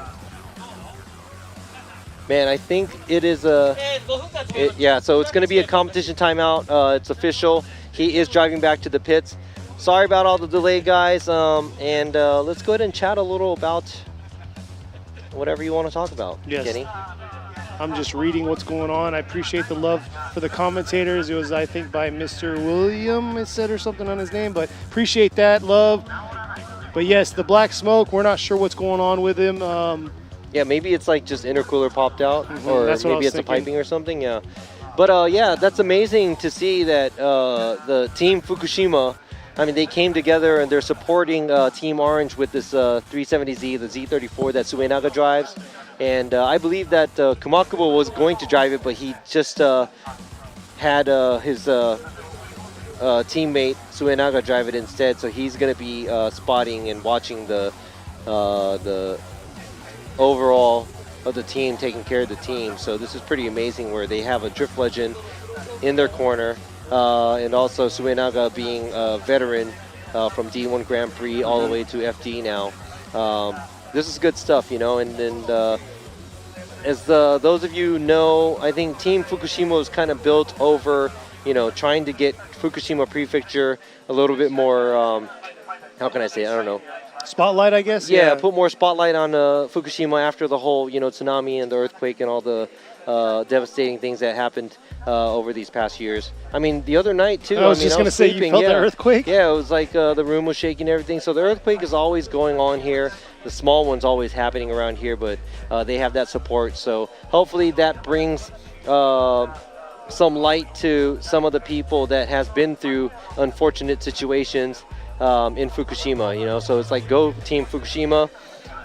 Okay, somebody just asked about the giant dragonfly that both myself and Robbie I can't believe wearing. you guys see that. That's awesome that you guys are checking us out, or not checking us out, but watching. So this is a dragonfly called Onyama, and pretty much one of the track workers here had it on his hat, and I was like, why you got a dragonfly on your hat? And he said, hey, these keeps these black flies and gnats and mosquitoes away from you because they think it's a dragonfly, because dragonfly feeds off of those smaller bugs. So they sell them at outdoor stores, and I guess people who goes fishing and goes into the mountains use them too, and they sell out. So I was like, you know what? I already got bit. My arm is like jacked. So I wanted anything that could protect me from these gnats and black day one we flies were and out here. everything. Yeah. Friday we were out here. I got bit This 5 guy got times. jacked up 5 times. And then I was like, let's do it. So these were actually bought at a fishing store. So the fishermen, I guess, live by it. And on the label, it tells you like they detract mosquitoes, bees, and flies. So hey, sure enough. But I was okay yesterday until I got into the car. Then I got bit by one of these. Now his arm's all Yeah, swollen. I look like I Go to the gym. Yeah, go to the gym.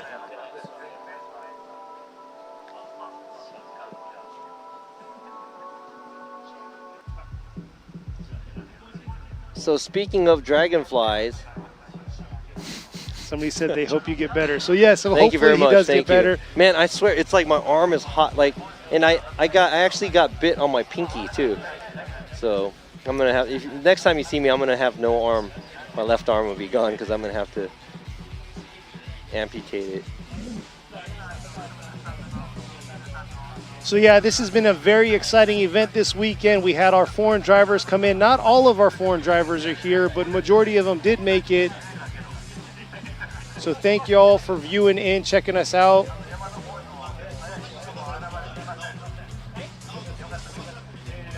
But we are waiting. This is the last battle on the right side of the bracket. Naoto Suenaga is on the start line waiting for Kenji Yamada to figure out what's going on with his car.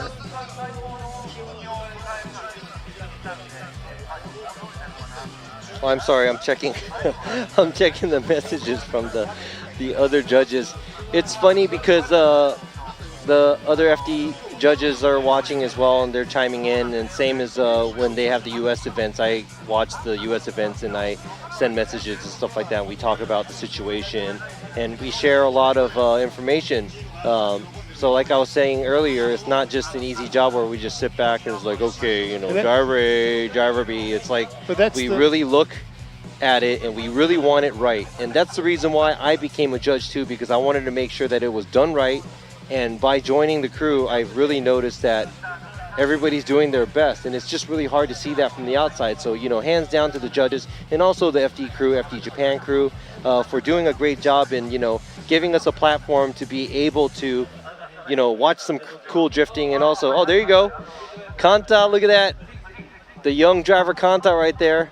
He's young and he's like, yeah, let me stand next to these girls here. He's cheering on his teammate right now. That's what I think he's doing. No, I think he just wants to get closer to the girls. But see, like you were saying, a little bit behind the scenes with Formula Drift US inside and the Formula Drift Japan, everything from FD US is actually adopted here in Japan. So all the rules, the regulations, all that stuff. So it's different from any competition they usually host here in Japan, which a lot of these drivers aren't used to. They have to, I guess, tweak and adjust the way they do or build their cars. I think they will catch up.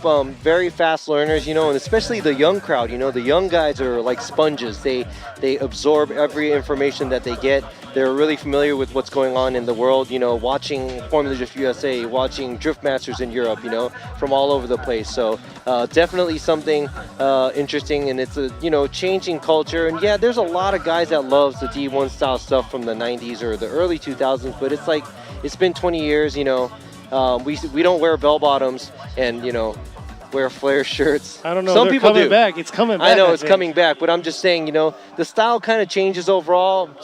Maybe one day it's going to go back to how it is, but I'm telling you, the car builds are crazy. We didn't have these sticky, you know, big tires that we have now. We didn't have all these engine platforms. We have so many different, really, really good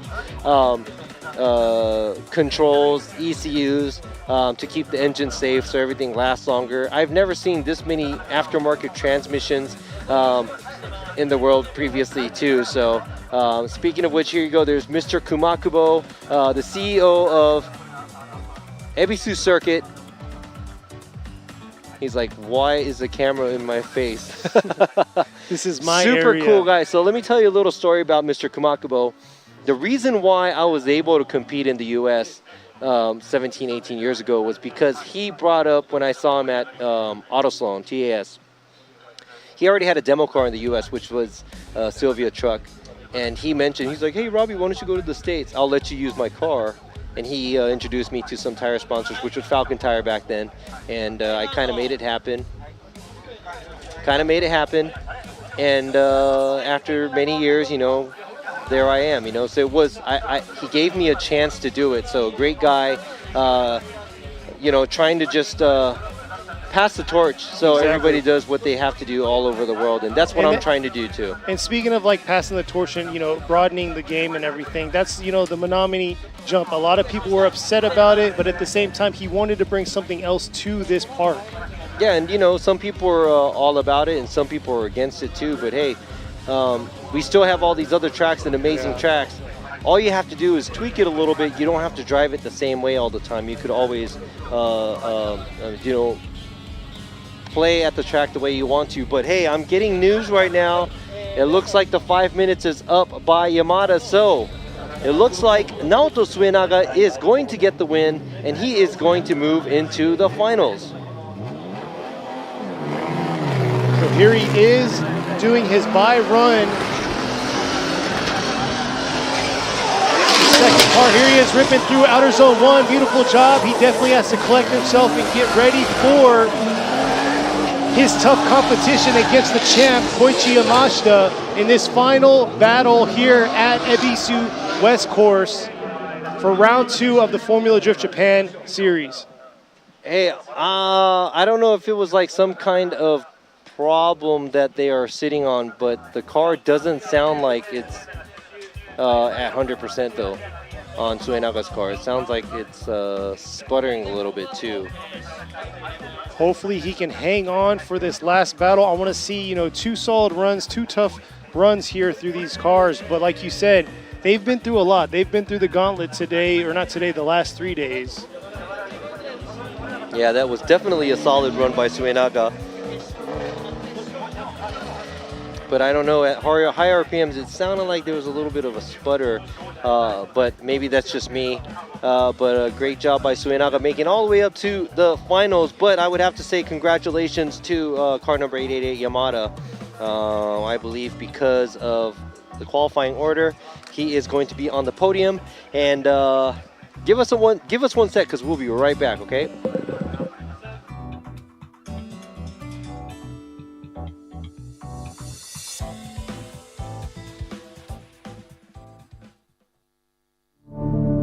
フォーミュラドリフトジャパン。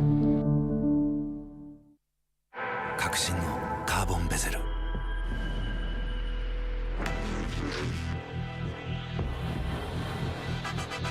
Bluetooth 搭載 G-SHOCK カシオ。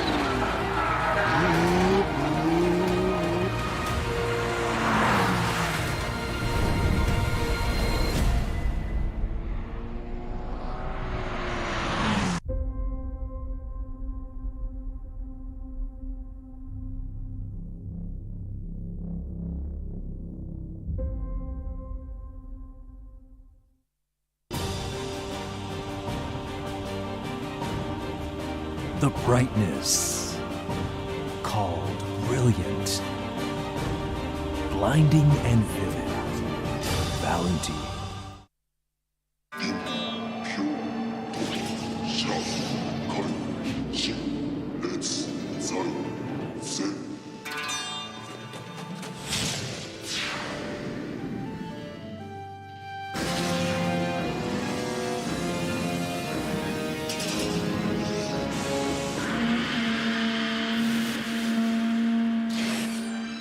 ultimate lubricant. Mortis. 伝統と革新小倉クラッチのテクノロジーを凝縮チャンピオンを取るためのクラッチ小倉レーシングクラッチ ORC 究極の静かさと安全性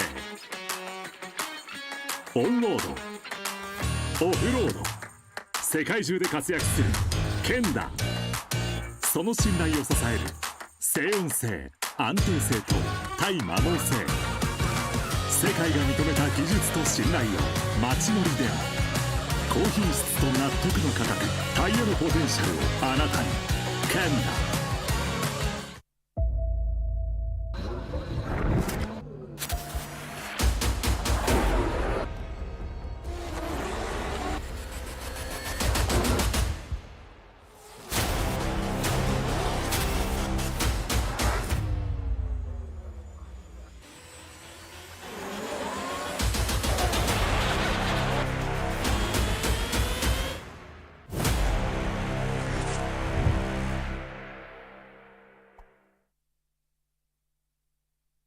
What's up, guys? It's Frederick Ospo, and I use RSR suspension on all my drift cars. I love RSR. Iyo RSR Ichiban.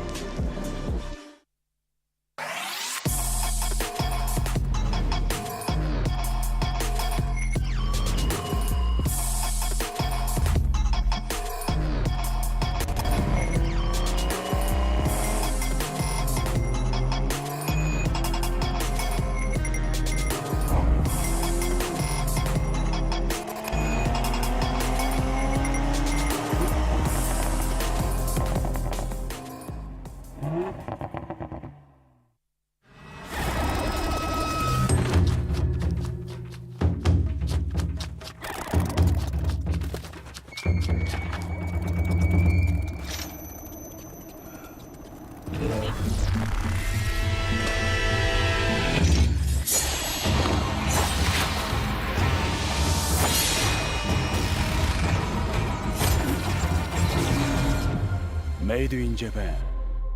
Breed.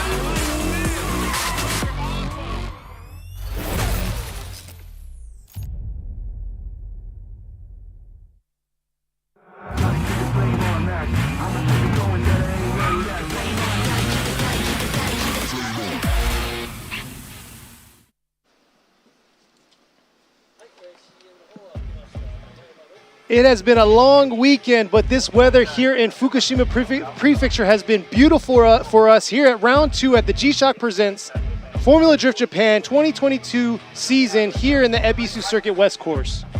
Man, I am super happy because we're here at the finals finally. We had a and lot the of weather is great.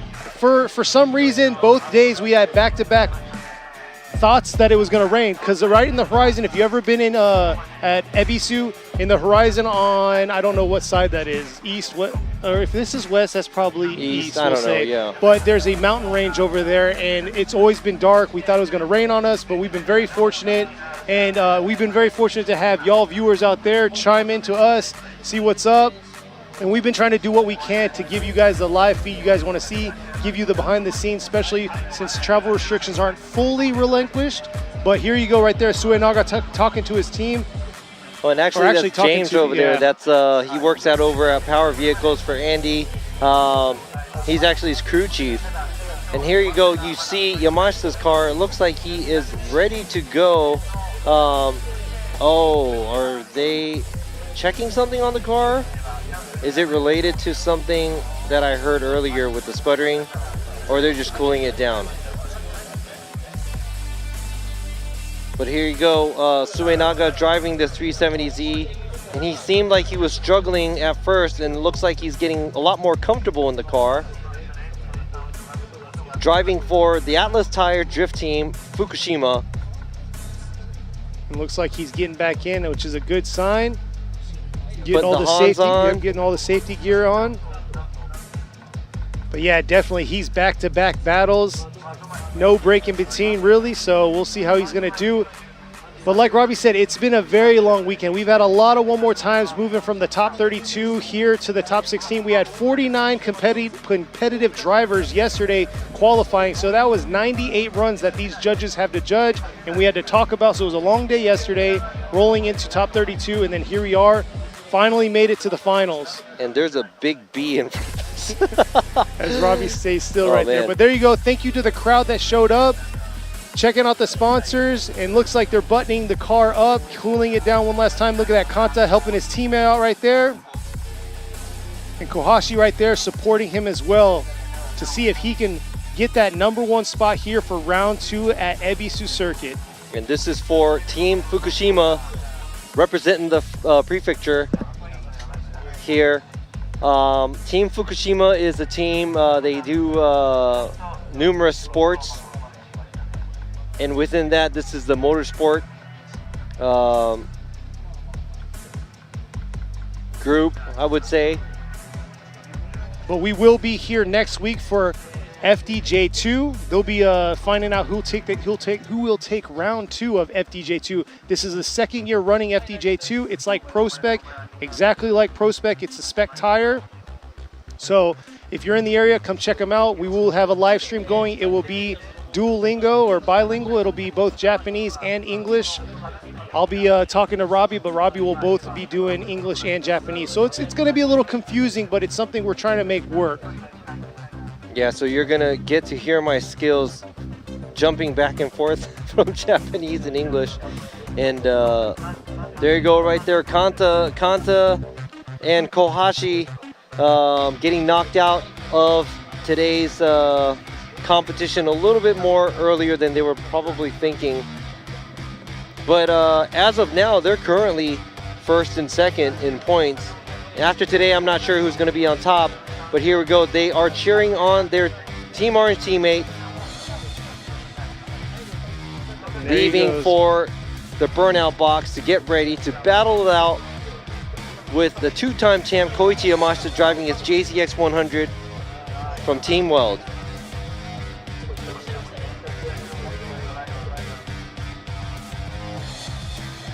I can't even remember what we watched before drones. Oh yeah, especially to get the bird's eye view to see where the cars are placed. Because it's so common now, and the drones are everywhere, you know? Yeah. What did we do before? Like this shot wouldn't have been possible without it. Now here you go, lined up. We have the Z34 370Z driven by Naoto Suenaga and the JZX 100 Toyota Mark II driven by Koichi Yamashita. That's a lot of scrubs. Yeah, you're right. It's been a long weekend. I'm excited to see this last final battle go down. Hey, they should do like a synchronized. They should do a synchronized. Oh, they are going to do synchronized out here on the. Oh, that's right. That's right. That's why it's tandem. Yeah. Exactly. So we'll see here. Like I said before, Yamashita took first last year here at the Ebisu circuit. This is a new track layout, so if you're just tuning in, you didn't see qualifying, you didn't see top 32, and you're just tuning in because you see that it's live on the Formula Drift page, this track is laid out different. Outer Zone 1 is pushed back about, I don't know, it's pushed back a good amount and brought in a little bit, and then you have Outer Zone 2, which is now a large sweeper. There's no inside clip there. and it rolls into a touch and go to outer zone 3. So yes, definitely a huge change. It's a love-hate for a lot of spectators, but it is challenging for these drivers, and these drivers are really adjusting their style to make it. But here they are lined up, ready to go. The final battle of this weekend of round 2 here for the Formula Drift Japan 2022 season. Here they are. Koichi Yamashita in the lead, going against Naoto Suenaga in the chase position. Yamashita has been very consistent all weekend, and he's been throwing down. We'll see how he's going to do in the lead position, while Naoto Suenaga, I don't know if he had engine issues or what, or if it was just overheating a little, but here he is. He's experienced in this position. Let's see how he's going to do against Yamashita. Here they are, coming in outer zone 1. Ripping across, beautiful job. Suenaga trying to mimic everything he can of Yamashita. There he is, closing that proximity on him, coming up to this touch and go. Nice job by Yamashita in that lead position. Beautiful job by Yamashita all the way through from outer zone 1 to outer zone 3. All right, so I'm going to tell you that Yamashita is doing his thing. He's doing whatever he has to do, and he's doing a great job. And on top of that, Suenaga giving chase too. Look at this outside zone there. He's right on the line on the outside zone 2. Leaves outside zone 2 a little bit early, but within, you know, the performance there is, you know, immaculate. So the lead car did a good job. And let's check out the chase car right here, giving Yamashita the pressure. Suenaga slightly less angle, but good proximity, trying to keep himself on the same line, following Yamashita. Gets left a little bit towards the end, but he is within proximity to attack. So now it's going to be how well Suenaga could lead and how well Yamashita gives chase. Is it going to be Yamashita winning? Is it going to be Suenaga winning? Or is it going to be one more time? And I ain't going to lie, Yamashita has been very aggressive in that chase position, so we will see. But looks like he might be taking a... Oh, it looks like he's going to go back to the pit, so that must be a competition timeout. I'm not... He has power steering issues right now. Ooh, Yamashita has 5 minutes to fix this problem. I wonder what it is. If it's like a pump, or hopefully they got their stuff ready. I mean, if it's a rack, it's probably a lot harder to change out because you have to get it lined again and this and that. But man, now it's time for Suenaga to wait. This is probably... Man, why are they building so much suspense? I don't know, but there's been so many 5 minute competition timeouts in the 3 years that I've been here so far. So this is pretty insane. It doesn't start until they start working on the car. That's when the clock starts. And you can see right there, his pits are right behind the sponsored booths. All right, so let me go back since we got a little bit of time, and I was just talking to Imamura about this. Suenaga went against Fujinaka. Fujinaka kind of made a mistake. Suenaga moves on. Now, Suenaga went against Mad Mike Widet. Mad Mike Widet kind of knocks himself out because he went really, really wide. Now Suenaga goes against Saito. Saito's car breaks and doesn't make the competition timeout. And now Suenaga went against Yamada. Yamada's car broke, didn't make the competition timeout, and here he is in the finals. And now Yamashita's car is having troubles. It must be like some kind, maybe there's like a lot of people praying for this or what, but there's a curse or something going on. He went to the temple going against, yeah, exactly. I mean, Suenaga has been a really, really good boy lately. It looks like there's a lot that's on his side too. Yeah, look at that. You can see their setup right there. That's a big semi-truck trailer that folds over. 4 minutes and 15 seconds. The suspense right there. That feels like a long time for us waiting, but I bet you for the mechanics scrambling around, that is not a lot of time. 4 minutes trying to figure out what the trouble is and trying to fix what the trouble is going to be really hard. Yes. Now Yamashita patiently waits in his car. 4 more minutes. Give us like 10 more minutes to see this out. I know a lot of y'all want to go to sleep. I see it out there. I just want to go to sleep. I just want to see the finish. But hey, I say 10 more minutes. He's still in the car. He didn't unstrap. Hey, so if you're sleepy, you could go to sleep right now and then just turn the live stream on later and go fast forward. Or just turn it all the way up. Kidding. Go to sleep and you'll dream about it. No, just wait. Can you guys please hang out for a little bit more just so you can find out who wins. Now they are doing something. That is Mr. Ito from Team Weld. He is the man behind this project that they have. Oh, wait, it's an alternator. So it might not be a power steering issue. It might be... power issue. Yeah, it might be not enough juice. Oh, looks like they took a they bolt or needed a something pulley. off. No, they needed the pulley off the alternator, so maybe they blew a belt. Oh, can't tell what time it is. A little less than 3 minutes, Oh, 2 minutes, 52 seconds. Let's see how they're gonna go. They're working hard. Hey, they need a better clock. They just got, those are new. Oh, okay. We used to have the bright orange ones. Yeah, what happened to those? So look at that. That was Kanta right there, patiently waiting. And the boss man behind this, Kumakubo, also patiently waiting because this is just, you know, hurry up and wait style that we have in Japan. Exactly. Oh, There you go, man. the driver right there, Yamashita. He's hurry up and wait also, and he's ready to go. He's loosened up, ready to make it happen.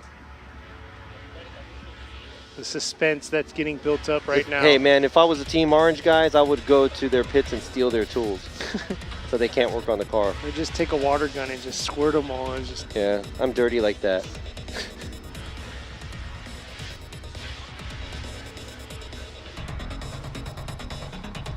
Man, the time, oh, they should just bring the toolbox out.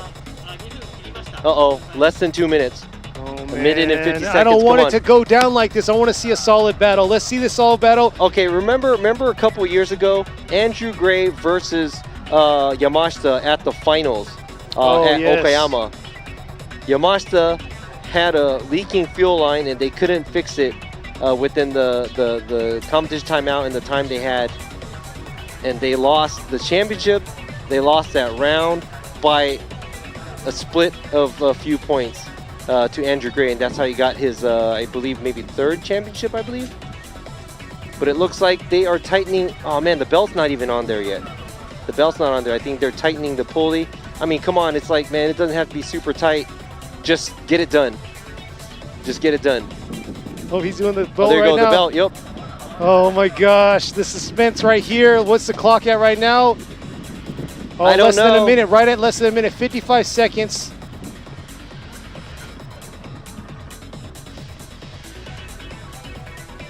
$47 seconds right there.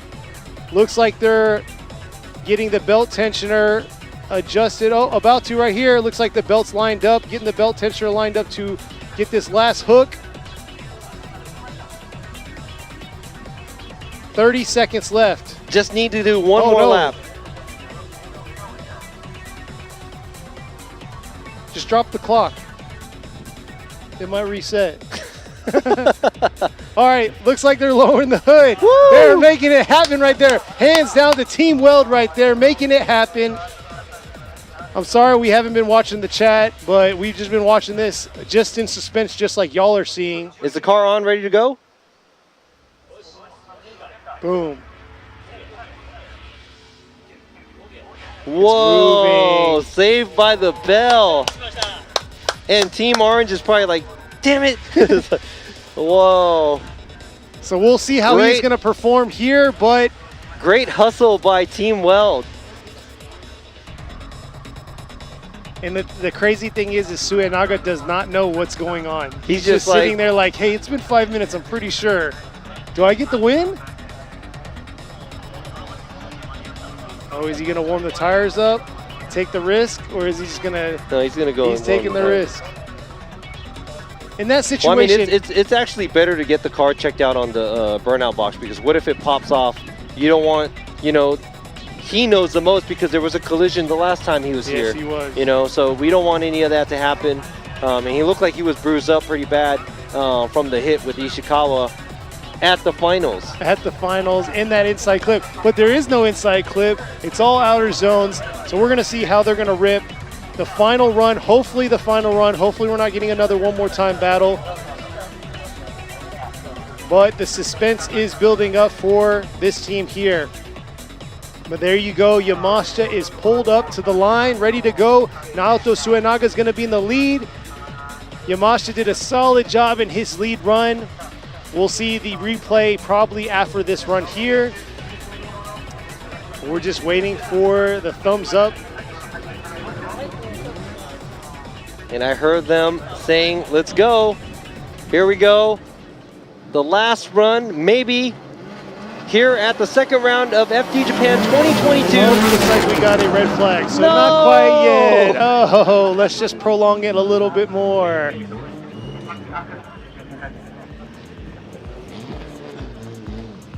Hey, what better way to drag it out even longer?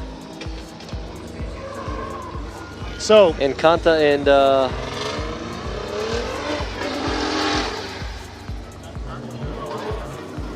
there's Kanta and Kohashi was like, dude, don't do that. It's like, dude, don't do that. So now going back to the start line, okay, let's start this all over again. Who's mad? everybody, come Everybody's on. mad, yeah. Bro. Come on, man. See, the young driver Kanta right there watching. So here we go. Teammate Suenaga drive. Naoto Suenaga in the lead. Looks like I got the green light ready to go. Yamashita, Koichi Yamashita in the chase here. Koichi Yamashita had to take his 5-minute competition timeout to fix his car. And here they are, Suenaga coming in hot in the 3-2-1. Ooh, and right there you go, on look the at outside Yamashita right line. there, taking that outside line right there. Yamashita keeping that close proximity all the way through. And Naoto Suenaga right there finishing strong, but Yamashita giving no room for him.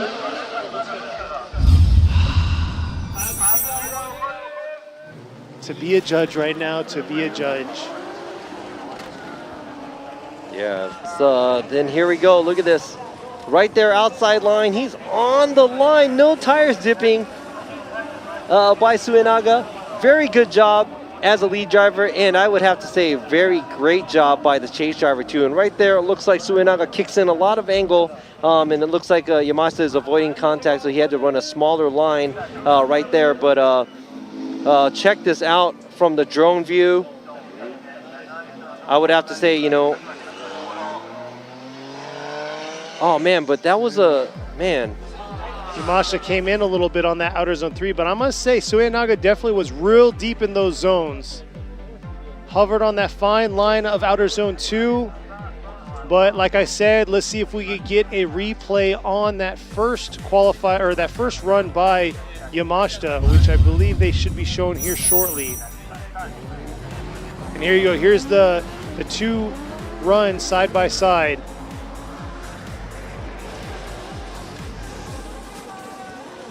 Suenaga had a nice flick there. Yamashita was real clean as well. They were both about the same in outer zone 2 and in the touch and go. But a little adjustment by Yamashita there on his chase compared to Suenaga's. So we're gonna have to see what the judges see in that. And you can see the anticipation on not only the teammates in the crew, but myself and Robbie's were a little suspense. We were not sure what's gonna happen. Here's another look at the replay, the side-by-side.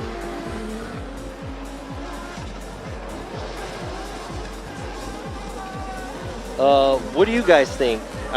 We already put in what we thought, but what do you guys think of this run? Because it looks pretty close, and both of the drivers kind of made a mistake as a lead and the chase at the last outside zone.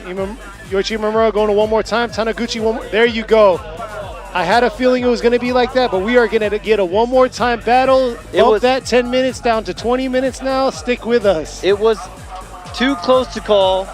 The lead, Yamashita did better. The chase, Suenaga did better, because both of the drivers, Yamashita got too small at the outside zone, the final outside zone. Suenaga as well, his line coming out of the outside zone 3, he gained a little angle and kind of went smaller into the line. So we're looking at that. Both cars made a mistake together, and it wasn't caused by each driver or other, and everything else looked really, really even. And you know, this is really, it's too hard to call. Oh yeah, for the who final, makes a win or not. So yeah, this, for the final run of this round here, that was really tough for y'all to call. There was no clean cut decision. Sometimes it doesn't come down to clean cut, but when it comes to that close, I mean, that's a huge call to make. Yeah, and I'm gonna have to say that, you know, both of the drivers probably deserve another run to go against each other too. After all this wait, you know, it's taking long, and I know the internet is gonna kill me, and they don't like me and the other judges. But I'm not the only one who said it wasn't one more time. Everybody else did. So we'll see right here. This is their first one more time battle that they're going to have against one another. There you go. We still have some beautiful skies, but hey, check out these sponsored commercials. We'll be right back. Go get a drink, go get an energy drink, go use the bathroom. We'll be right back.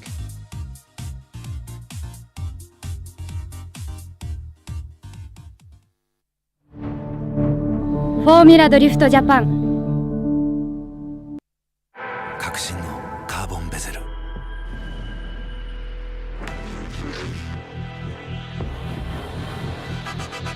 Bluetooth 搭載 G-SHOCK カシオ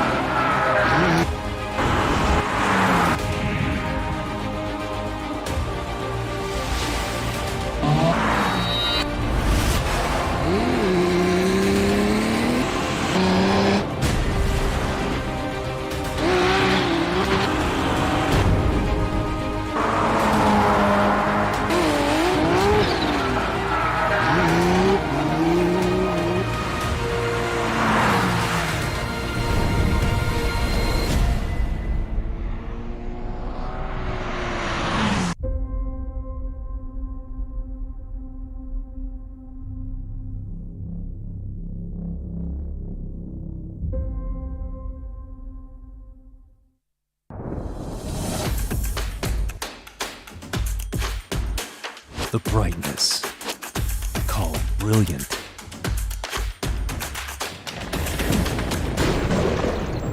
Valenti.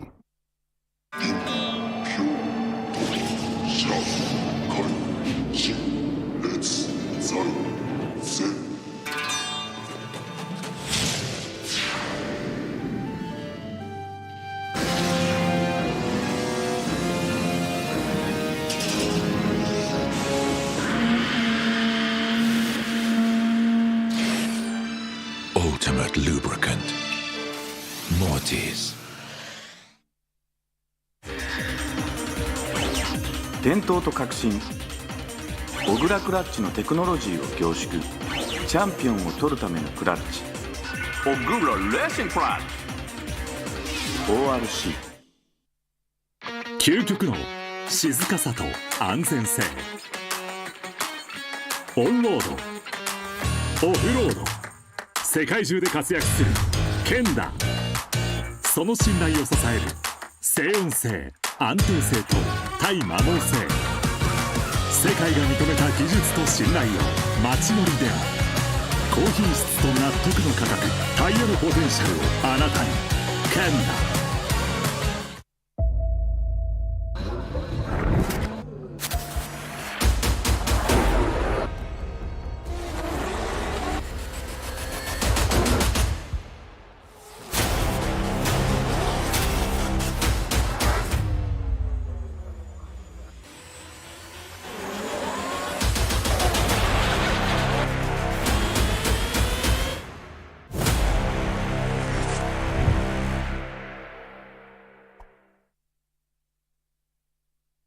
What's up, guys? It's Frederick Ospo, and I use RSR suspension on all my drift cars. I love RSR. Iyo RSR Ichiban.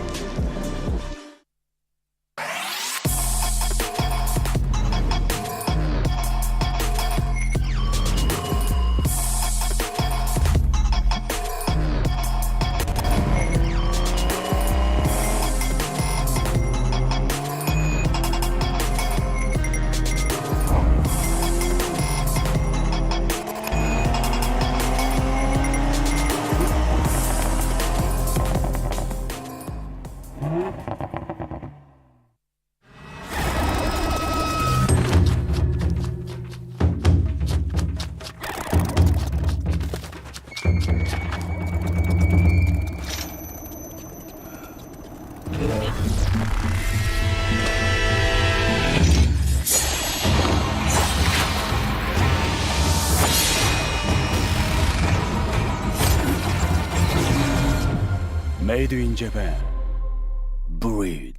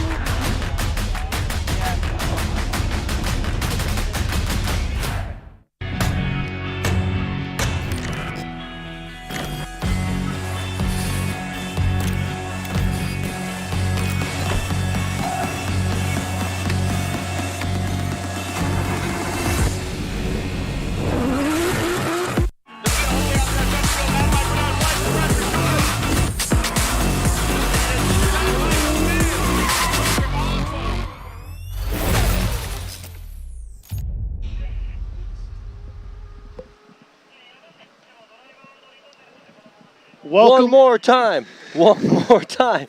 One more time. This is hopefully our last one more time, but here we are in the finals. They're doing a one more time. You can see right there, Koichi Yamashita, his crew getting his car ready for this one more time battle against Naoto Suenaga. Yeah, and it looked like, as we can see on the what do they call it? The wipe, the whatever it's called, the little screen, that they had during the commercial too. It looked like there was a lot of steam coming out from Suenaga's car, so obviously, it might have been running hot. But it looks like Yamashita is going back. So it looks like Yamashita's car is ready to go. That 5-minute competition timeout definitely paid off for him and his team. His team put it together, made it happen, but let's see how he's going to throw down in this final battle. And you know what? Shout out to, I just got a message from the tech guy in the US, Kevin Wells. He's watching, and he was like, yeah, that was a close one. And I think he's not too interested in the competition. He's more interested in what's going on the tech side of it. Just kidding. No, I think he's enjoying the competition too. But shout out to them, and also Ryan Sage. You know, he's watching all the events as well because he's helping us out on the live stream over here. And the judges, we go back and forth about what's going on. But thanks for tuning in. And also all you guys out there from all over the world. Hopefully this will be the last battle so everybody can go to sleep or go do whatever you have to do today. And maybe for some people right now it's Father's Day, so you want to go out and go and chill. But right before you do that, let's go ahead and check out who the winner is going to be on this final battle here at the second round of 2022 FD Japan Ebisu Circuit. So Yamashita is going to be in the lead position here. Suenaga is going to be in the chase. This is their one more time battle. We've seen multiple one more times, multiple competition timeouts. It's been a fun-filled day of a lot of us talking about everything. So here they are. Hopefully they can shut my mouth and I can see them fly by and make things happen here for this final run between Yamashita and Suenaga.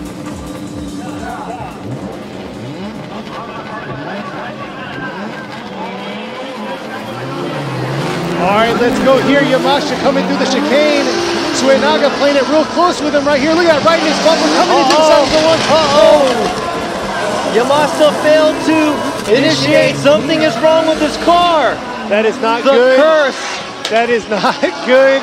Like Robbie said, Suenaga just finishing strong here, but every competitor Suenaga has gone against has had mechanical issues with their vehicle.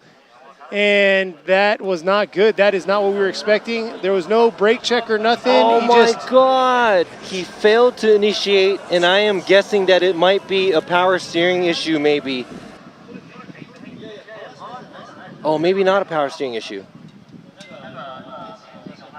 Uh-oh. He's up at the top area behind outer zone 2. And I don't know if he has to get towed back or what the case may be, but he did use his competition timeout on the last battle, and it looks like they had to replace a pulley or something. And literally just finished. Is that kitty litter they're pulling out? Oh, something is going on. Oil. Man. Uh-oh. They said his engine might be done. That's what the guys in the back are saying. That's not good. I mean, I'm stating the obvious here, but yeah, it says 370Z curse. It's true.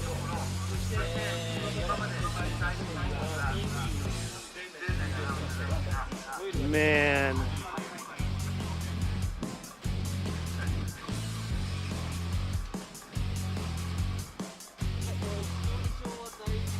So we'll see here. Definitely not the way we want to end this round 2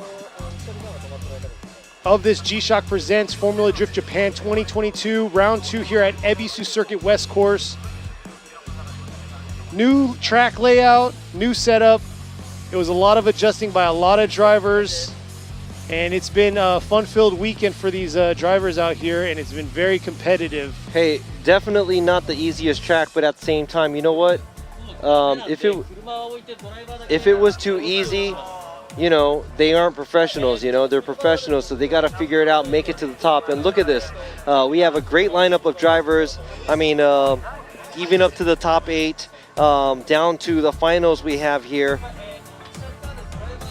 So much great driving by these drivers. Yep, started out with 49 drivers, and here we are to the last 2, Yamashita and Suenaga. Yamashita won last year here at round 2 at Ebisu Circuit. Him and Ishikawa took really bad contact in the inside clip that used to be here. Yamashita ended up walking away a little bruised, but okay, and the champ himself. So yeah, he's back-to-back champ for the last 2 seasons. And you can see right there, Team Weld trying to figure out what's going on and figuring out what the call is going to be here. Car is still located behind Outer Zone 2 at the top of the hill there. And then you have Suenaga lined up at the line, ready to go for his lead run.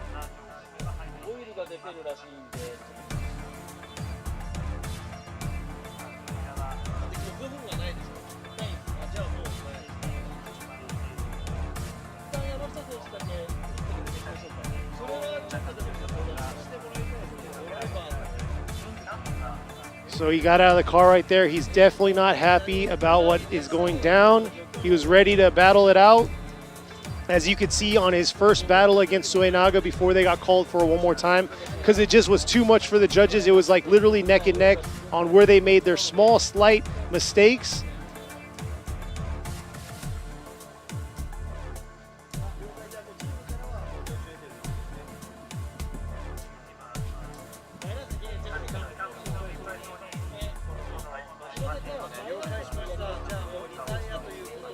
So Robbie's talking to the tech guys right there. You got Ebi-chan in the background right there. That's one of the tech guys talking to Robbie on the radio, getting a little bit more insight on what's going on. So there you go. You got Yamashita checking out what's going on, whether it was a line that popped off or if it's the actual engine. Yeah, well, there's Ito. He already knows, and I just spoke to the tech guys that are out there talking to the teams, but they already know they have no competition timeout, and the car is not going to be driving under its own power. So they are sitting out. They're going to have to throw in the towel, and looks like it's going to be Suenaga doing his by run to make sure that his car is capable of making a lap. And that will be the last run. So let's see how solid Suenaga is going to throw down. Once he's done, we're going to get all the drivers. We're going to give them the announcements, and then they're going to be doing their interview, which Robbie will be translating. Yes. So yes, definitely. And we're going to have an autograph signing after this too. So if you're in the area, there's going to be an autograph session after they do the stage setup, or the stage presentation. After that, then they will have the autograph session.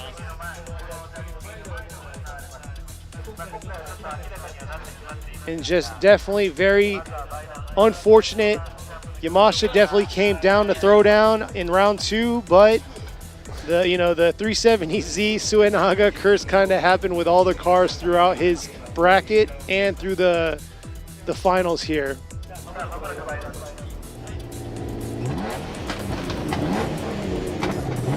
There is he revving it up, showing that his car is ready to go. All right, here you go. This is going to be the winning run of Suenaga in his 370Z. This is the second round. He's driving this car, and he's already on the top of the podium. Here he is, ripping into the 3-2 zone, giving a show for y'all out there that are still viewing. Here he is coming through outer zone 1. Beautiful job right here, taking on the top position for round 2 here at Ebisu Circuit West Course in the Team Fukushima 370Z. Man, I have to tell you, I'm not going to say they're lucky, but that car doesn't even sound that good anymore. I know, and I think they have some kind of issues with this car as well because of the whole heating issues that we saw. Maybe that was something that they had. Maybe a bad head gasket. I have no idea. But we just saw it went down. He went down. Exactly. He won.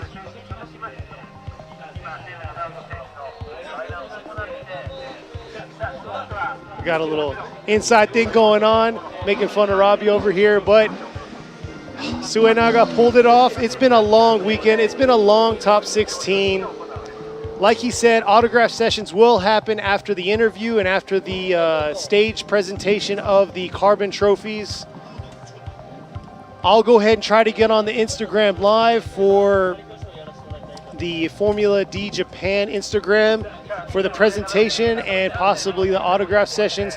If you want to see a little bit of behind the scenes, I always say it every round, giving a shout out to Robbie. He does a little bit of YouTubing out here also, so check him out. Hey man, Robbie, check out his channel. He does a little behind the scenes view and a little bit of interviews with other drivers out there, so go check him out. I actually, we're going to come up with another video of a little something from when I went to Jersey too, so that might be a little interesting, a little different from what I usually do, but make sure you watch it when you have nothing else to do because it's kind of boring. Nah, they're pretty well entertaining. He's a very insightful person when it comes to this environment. The Jersey one should be interesting because it's going to be, like he said, different from what you see here at the Formula Drift Japan. So there's a little cross comparison you could see in a little bit of a light on that side of the house. Even though there is a lot of YouTubers out there that do stream, or not stream, but do footage of Formula Drift US. Did you say doo-doo? Do. But there you go, you can see Yamashita, his car's still at the top. He's probably gonna have his crew come out and tow it. And there he is. Still has a smile on his face. He understands the situation that happened. But yeah.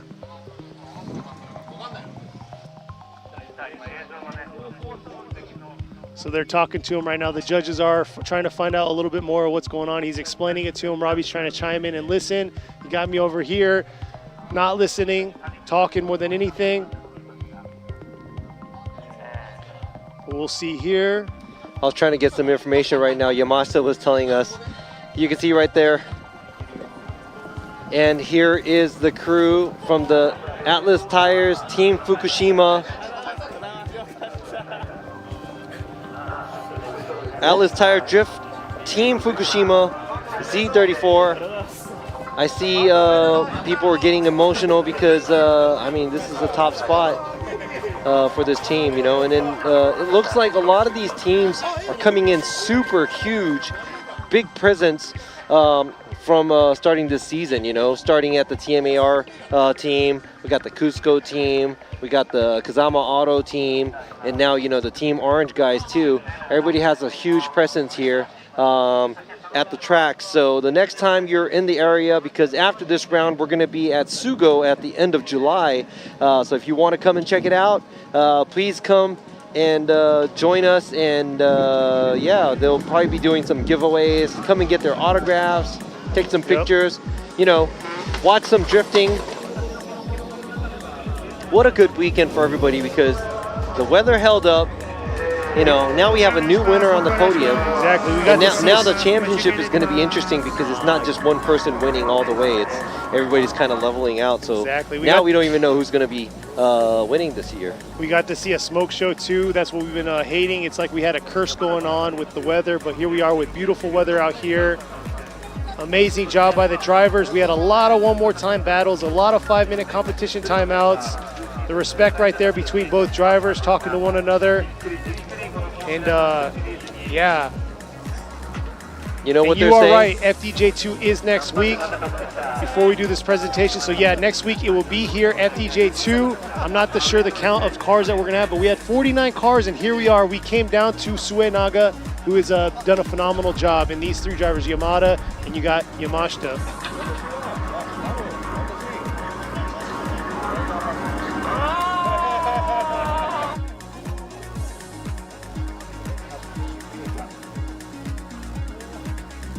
So there you go. You got the drivers talking a little bit about more their experience on what went on. Phenomenal job. We're about to get these interviews or these announcements started.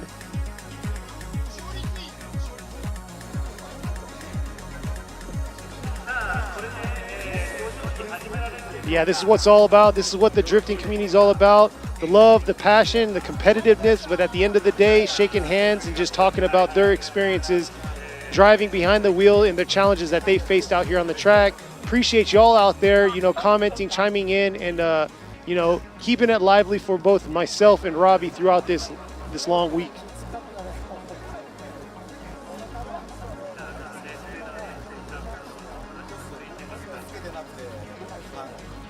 Wait. Yep, so I think we are ready here. The drivers are here. Obviously, it's only two of the cars. It's only two of the cars, but unfortunately, one of the cars did not make it through completely at in the finals.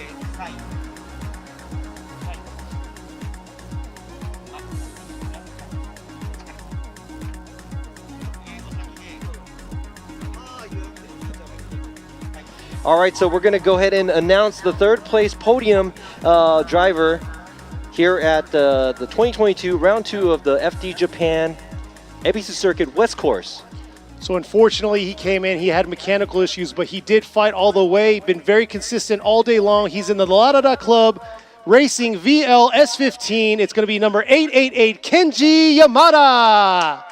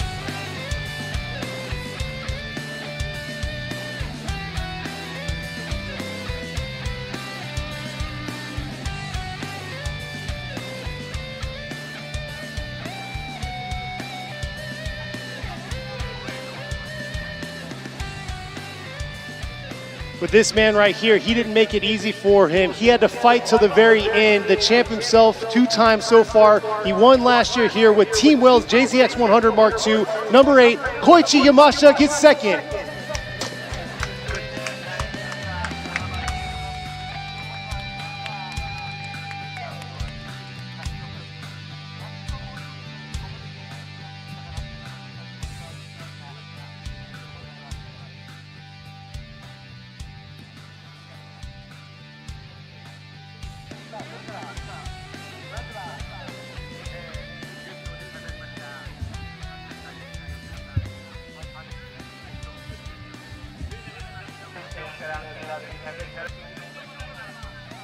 ありがとうございます。本当に嬉しいです。チーム福島として、今年この Z34 に乗らせてもらうことになって、とてもね、もちろんプレッシャーある中で、前回の鈴鹿はちょっと、車の良さを引き出せなくて、苦しんだんですけど、今回は単走も1桁で、追走も最終的にミスあんまりなく走れたので、良かったなと思ってます。本当に、チーム福島のみんな、そして、チームオレンジの、みんな、に感謝したいと思います。走りの内容としては、実はマシンにちょっと不調を抱えたまま、結局単走もで今日追走もずっとちょっとエンジン調子悪かったんですけど、やれることを僕ドライバーとしての仕事をやったつもりです。運も良かったところもあるんですけど、車が壊れずに、決勝まで走りきれたっていうのは本当にチームのおかげです。本当に感謝してます。応援ありがとうございました。All right, so let me go ahead and translate that. He said, thank you very much. Thank you to Team Fukushima for letting me drive this Z34. There was a lot of pressure because in Suzuka he had a lot of struggle, and he was able to qualify in a single digit and didn't make so many mistakes. And he would like to thank the team and everybody supporting him to get here. The car wasn't running 100%, but they're able to come this far, maybe because of luck, and the car didn't break to the end. So he would like to thank everybody. で最後はちょっと、トラブって走れなくなってしまったんですけど、すいませんでした本当。でもみんな頑張っていただいたんで、次回てっぺん取れるように頑張りたいと思います。本当チーム関係者、応援していただいた皆さんありがとうございました。すいません一言いいですか。 And right here, Jam. あとですね、僕を、応援していただいているファンの人がいまして、そしてその方がものすごく重い病気にかかってます。そして僕が、走ることで、その方にものすごく元気を与えられたらいいなと思って頑張りました。西さん頑張りました。ちょっと優勝はできなかったですけど、病気に打ち勝って、頑張ってください。これからも僕も頑張りますんで、まだまだ頑張ります。なので西さん頑張ってください。ありがとうございました。 And I think that he's thankful for making it this far, even though the car broke at the end. He's really sorry about that, but he tried really, really hard. But he said, you know what, he's going to go for the top spot at the next round, and he would like to thank everybody who has everything to do with the team, sponsored, and everybody. And he said, thank you.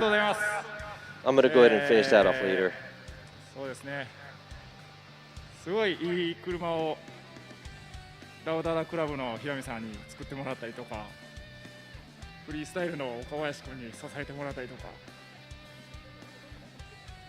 3位なんでね、なんか泣くとちょっとかっこ悪いんですけど、いろんなことがあって、去年、今年とかもしかしたら出られへんかったかもしれないですけど、平見さんの奥さんが亡くなっていろいろあったんですけど、その奥さんに表彰トロフィー仏壇に備えたいっていう目標もあって、みんなで頑張ってきました。最後ちょっと壊れちゃったんですけど、みんなでやれることはやった結果なんで、これからももっと上を目指してみんなで頑張っていきたいと思うんで、皆さん応援よろしくお願いします。ありがとうございます。